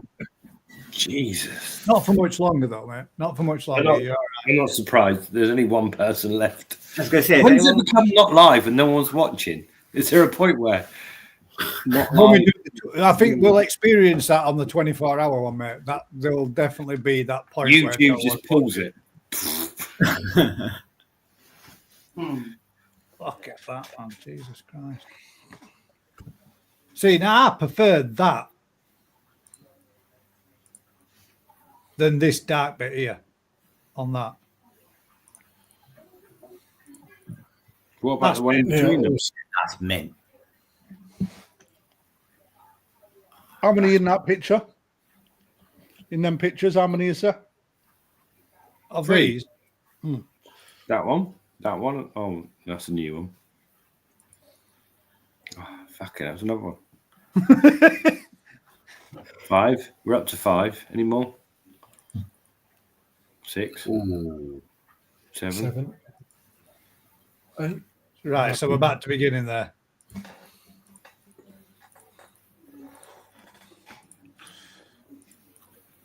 So number them off, Gaz. That's number 1. 1 to 8, right? Number 1. Right, and then do 30 seconds on each fish, right? And then people choose their top 3. There we go. This is number 1. Number 1. We'll go 2, 3, 4, 5, 6, 7, and 8. Right? I'm going to give you 30 seconds to have a look at each fish. I'm going to tell you when to change. Top 1, 2, and 3. All right, I'm going to tell you when to change. All right. You've got a pen, man. So there's number 1. Okay, 30 seconds have started. All right.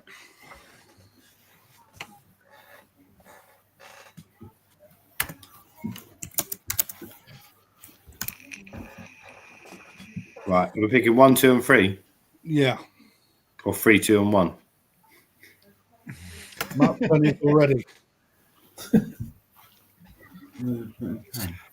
That's a long 30 seconds. No, that's not. Now it's 30 seconds. Oh, look, just timed it. I was not bad for a guess. I must have been about 28 there. You want. You look like a school teacher, Rick, taking your notes down. I am putting my note. And do you know what I'm doing it with? Pita bread. Got no pen. Right. Change. Ouch. Shit. Did that change? Yep. All I've done so far is do 1, 2, 3. I'm going to tell you why I chose 30 seconds in a minute. Right, sister?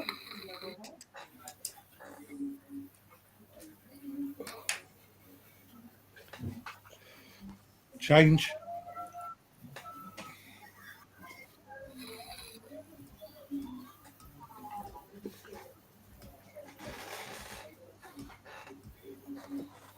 It's like being in an exam, isn't it? I've run out of bread, mate. Have you really? Only need 3 pieces. No. You ate the other 2. Still got a bit left. Isn't that bread?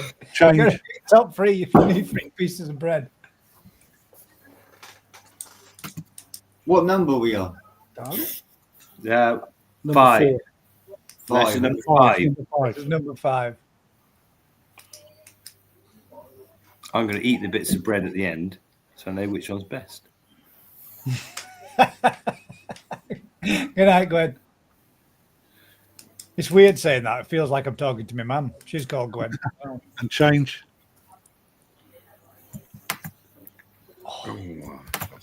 Yeah, now you're thinking, aren't you, Rick? That got you thinking, didn't it, that one? No, I really am running out of bread. That's, to be fair, that's the worst one of the bunch so far. What number was that? 7. 7. 2, 3, 4. No, 6. 6. 6, is it? Six. Sorry, 6. Change. 7. That's number 7.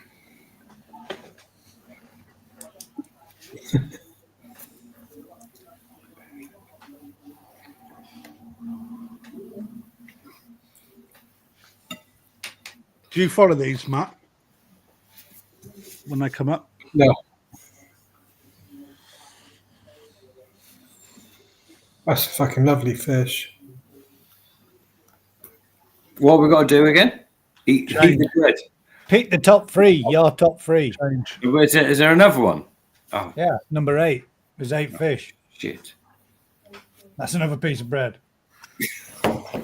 What are you doing with the bread? Writing on it? It's a memory thing.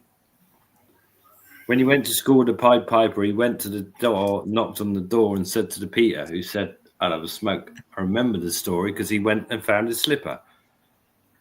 And that's time. I want a glass of whatever Rick's on. So put your entries in now, guys. What number in order? 1, 2, 3. What number of the fish you like?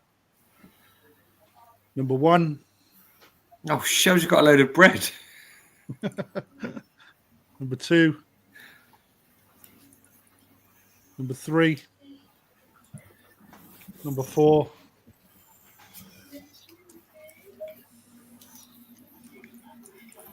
Oh, 5 and 6. sorry. 5. Double tapped it then. There's number 5.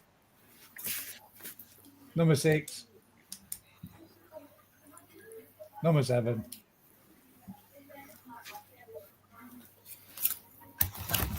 Number 8.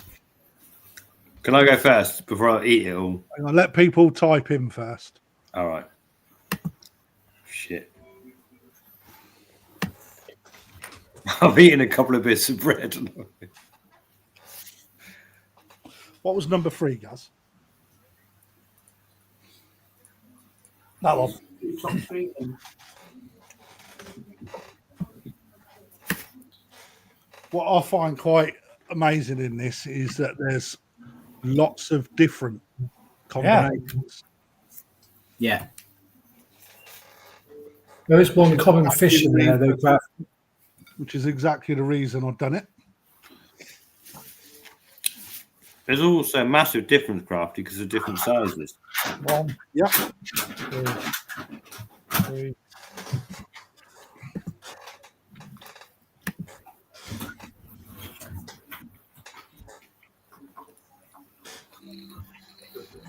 There we go. Right then. So let's have a look at some of these numbers. Top Chagger went 5, 6, 8. On there. Matt Howe actually put his numbers in and put 137. Shit, hang on, I'm doing that. Hang on, I'm doing that. Check mine out, Gaz, as well. Oh, fuck. How'd you do it? The numbers are along the top of your keyboard. How'd you make it? How'd you do it? For the record, I went 1, 4, and 7. 147. Oh, gosh, you could be correct, man. Hang on. It could be correct. They're either right or wrong. Of course, it's Go right or wrong. to 3 and 4, Gaz. There's a common 3 numbers, though, isn't there? 7. There's definitely 1. 7, Number 1, I went as my number 1. That's beautiful. Now, if you could keep that koi looking like that without further future development, Sumi development, Yeah, it won't happen. absolute banger. What do you And call then- the scales on that? Because the scales look like they're actually back to front. They're mint, aren't they? Look funky, them. Yeah, like they're coming to the head rather than going away from the Yeah, head. it does look reverse Reverse scale. scalation. Yeah, reverse scale. I can't join the chat. I'm on my kid's computer and it won't let me. Yeah, What, The what rain- did you go for, Rick? the rain I'll put put mine in. Rick, what did you go for? 7, number 1. Yeah, Number 1. yeah. That was number 1. Number 2. 7, number 1. Number 1, number 2. Hey? So 7 was his Give number me your 1. seven- Give me your 3 Number numbers. in 7 order. is the best done. Yeah. Then number 1, Is number 2. and then number 3. I got a bit confused with my bread by then. I know why they invented pen and paper by then. Aaron Mooney went with the same as me, 147. No, 7-1 bread. 731. Dr. Kempo saying me too, guys. Would you say 147 for Ellsbury Coit as well. 157 for Vince. What was number 5? Let's go and have a look. Right. So that was number 1. 1, 2, 3, 4, 5. So that was your second best. The quality is amazing, but it's too slim in the body, isn't it? Yeah. You got to judge if you're judging it now. Too slim. Slim shady. 147, 731. Tony went with number 7 as being his top fish. Number 3 as his second fish. Number 1 as his third fish. You went that as being the third best fish. Yeah. Alan T went 5 and 7 and he didn't have a third. Gary went 713. What was number Jeff 4? went 714. So what we're saying is we're all agreeing 7 wins. Yeah.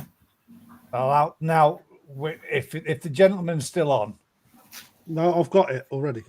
have you got it already? I'm ready to push enter. 714 for Carl. I want to see number 4. Number 4. That's 1, 2, 3, 4. Oh, okay. Yeah. The Grumpy Coy 137. Paul Johnson went 457. X-Trails Extra went 138. Crafty went 137. Lorraine Crafty's went back to front. 731. Oh, Crafty, good man. See, we do think alike. No, I made an Aaron error. Money went 147. Same as Crafty's was Rick 71 and something else. And then Richard went 714. Right then, let's have it. Let's have it. Judge 714. That's what the judge went with, 714. Yep. Can we have a look at that 4 then? Because you chose that, didn't you, Rick? To be No, fair, I chose 7-1. I picked mine as you flick through them. I didn't even study them during the 30 seconds. So 714. That's what the judge went with. Yeah, so number 7 was the first pick, which was Is a that dark one. one. That's the number 1. Oh, let me take Yeah. that down. 716 from Dave. So that was number 1 fish. Now I got a clue what they're talking So about. are we all saying I just got it completely correct? I can No, just bow because out. you now? didn't choose a third.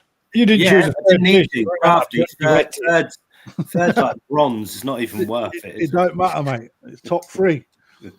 You failed. You only You've scored been disqualified, Rick.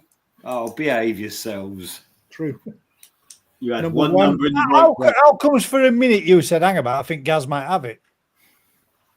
Who? And then change your mind and put the 7 fish first. Who knows? Who knows in my state? One good thing, though, Crafty. Because we know what our customers like. That to me is best fish. That's stunning. That's mint. What Yeah, number was that? If you look at the difference between that, right? Again, body is always first. Lovely body. Have a look at the body on number 7. Yeah, but it's a bigger, older fish, though, isn't it?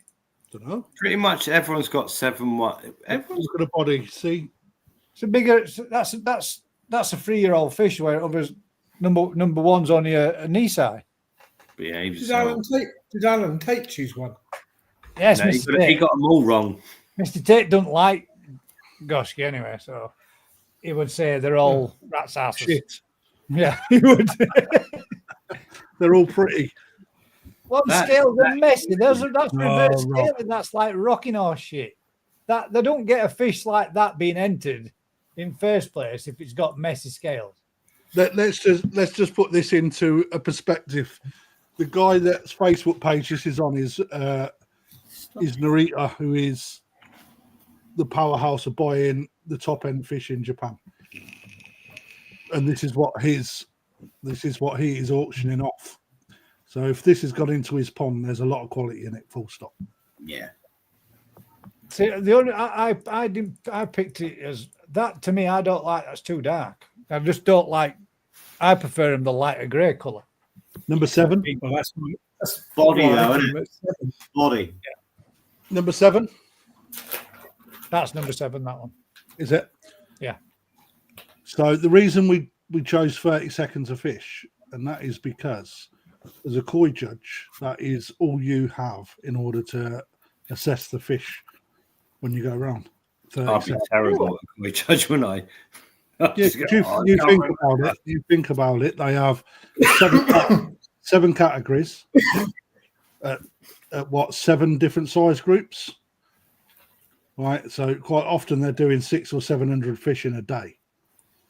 You know, you can't spend 10 minutes on each fish. Yeah, but if Rick were doing it, that guy that were going to take bronze and get 3rd place is gutted because he didn't even get an award because he's not worth it. And he's had a few beers, but yeah. So when you see the results of what people look at, there's such a variance, whether it's the same numbers the opposite way around. Okay, that's how difficult it is, and look how different people's opinions are. Yeah. say if you compare 1 and 7, there's a huge difference. Yeah, huge amount of difference.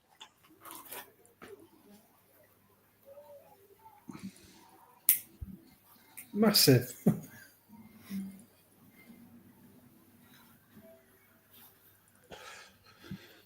You know, that's probably Sanzai. I don't think there's any measurements or anything with it. So That No, fish at probably in this Sansai would give that a run for its money. you know, for me, that'd be my go-to because I'd like to try and keep it. Yeah, I in like good that condition. colour. Yeah, me too. look, fucking. That's not how it's judged, though, is it? No, but I wasn't judging as in a judge winning show. I was judging in what I liked. Yeah, I put choose your top 3. Yeah. You know, I still have the top 3 that I liked. If I could remember the third one. you know, but Which is your again, 3rd one then, Rick? Which would you give your 3rd place to? Go back. Hang about. Let's go back to number 1 and then right. That's number 1. So you get 2, 3, oh fucking hell, why did I put 3? I didn't 4, mean 4. 5, 6, 7. Number 8. 2, Bobby. I'll go back to number 2, mate. Yeah, the body on that's pretty cool. The head shape for a gosh is all right on that. That's interesting. Structure on that's pretty immense. What age, Rick? Do you reckon 2? I don't know. Old as Sanzai, do you reckon? Bit Sanzai, yeah. Yeah. It's pretty monstrous in the face, isn't it? So if you're looking at that as a structure, growth wise, what would you expect out of that? 70 cm. Gosh, you don't grow big today. Does the size depend on where you get them from as well, though? Yeah, massively. Yeah. Are you looking at Cano for your best growth? No, I'm not sure. Biggest one we ever had come from Agata. You need to show them Mr. Tate and ask him Where when did you get Agata back. get his from? I don't know. Calcamere, one of the favourites, but they don't grow at all. Cano in between. Leave that one on for me a minute, Gaz. Cano's sort of in between. He does grow big goshki though, right? Yeah, he's Calcamere probably does the prettiest, smallest ones, which is where we got our parents from. Yeah, but Cano does sort of in between. They do grow right. They're probably you get less pretty ones from them because we've been using them, but the better ones do better. Agata, we had the biggest one we ever come from Agata, but it was like a one-off. So Freak. for Alan Tate that's watching, would you class this picture that's on screen now? Would you class this as a show-ready fish? because it is only that's definitely got to be a toes eye, hasn't it? Looking at that. Knee thigh. No, I'd say that's probably. I'd say Jibby Nisa. That's probably that's That's a fair statement. Yeah. The weird thing about it is that like the third step of The sumi between 2 and 3. yeah, it's like Ginrin.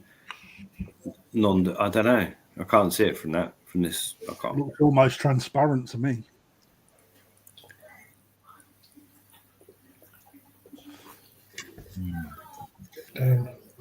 No, it is pretty banging. But you see it in the flesh.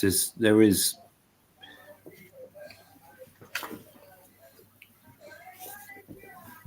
It's pretty good, isn't it? If I had a few like that, I'd be well chuffed. Well, me too, to be fair. That is a fucking nice looking fish. And that would not hang around in our sales ponds long. So that would look as good as that. But if you went back to like fish number 1, Gas.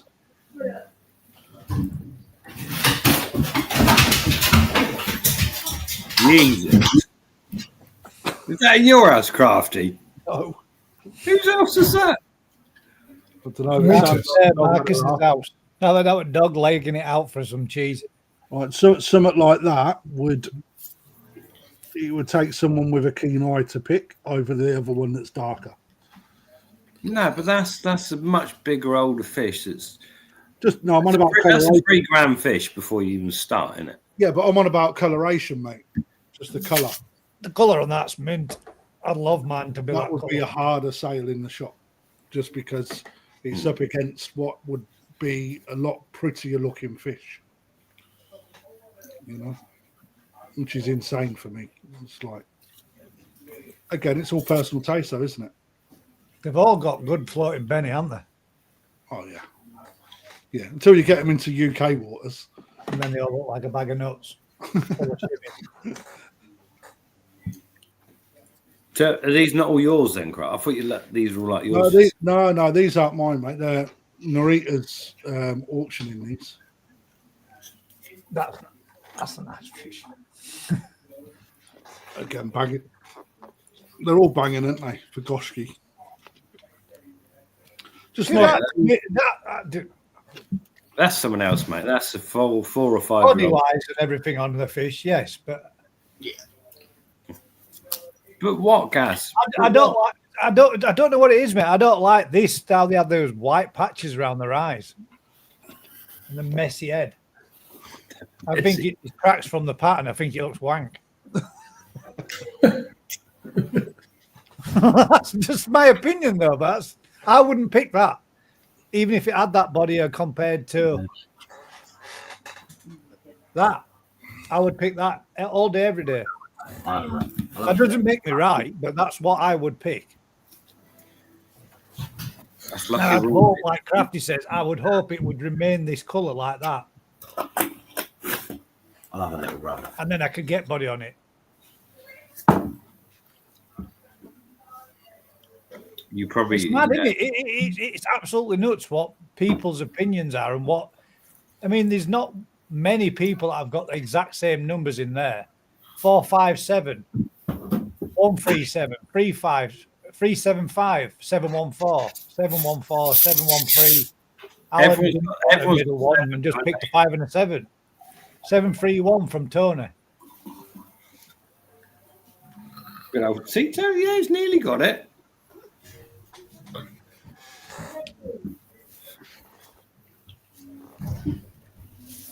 And there we go. Do you want to see what I got? Hang on. More bread. Oh, did I press the button? They're all amazing, mate. You're right. Mate, like old Roman numerals, man. Fucking Jesus. I didn't have a pen, mate. Oh, we've all disappeared. Hang on. He could have just tore your bread into a number 1, number 7, number. You're back. Oh, he's really small. Brian Allen's totally true. They wouldn't. But they're not in a show. It's just a little fun exercise. Yeah, true. Yeah.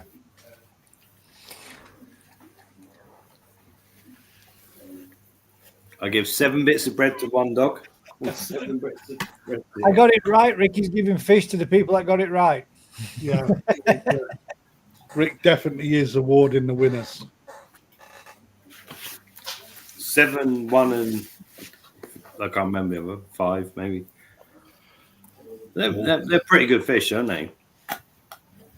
Couples that live on nuts, beds, and books borders, and would like to join an active koi club. I joined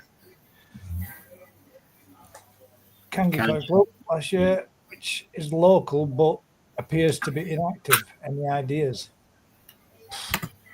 Go online. Google is your friend. No, the answer, mate, if you want to join a koi club, go onto the BKKS website and there is a list of all of the local koi clubs to where everybody lives. And then you contact the club chair for membership, mate. That's if you want to join, be part of the BKKS, that is. And you should be, because We all should be.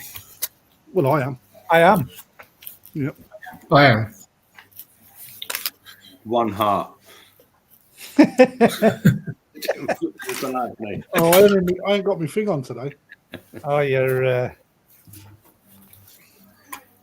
We don't do it through the Mac. No, don't scrapping it. Fucking Mac. Fucking £2,000 computer can't even give you special effects. It's bang out of tune. Right then, ladies and gents, that is going to be a draw for this evening. We are going to bring it to an end and have a slightly earlier finish. It's 3.5 hours, especially. Yeah.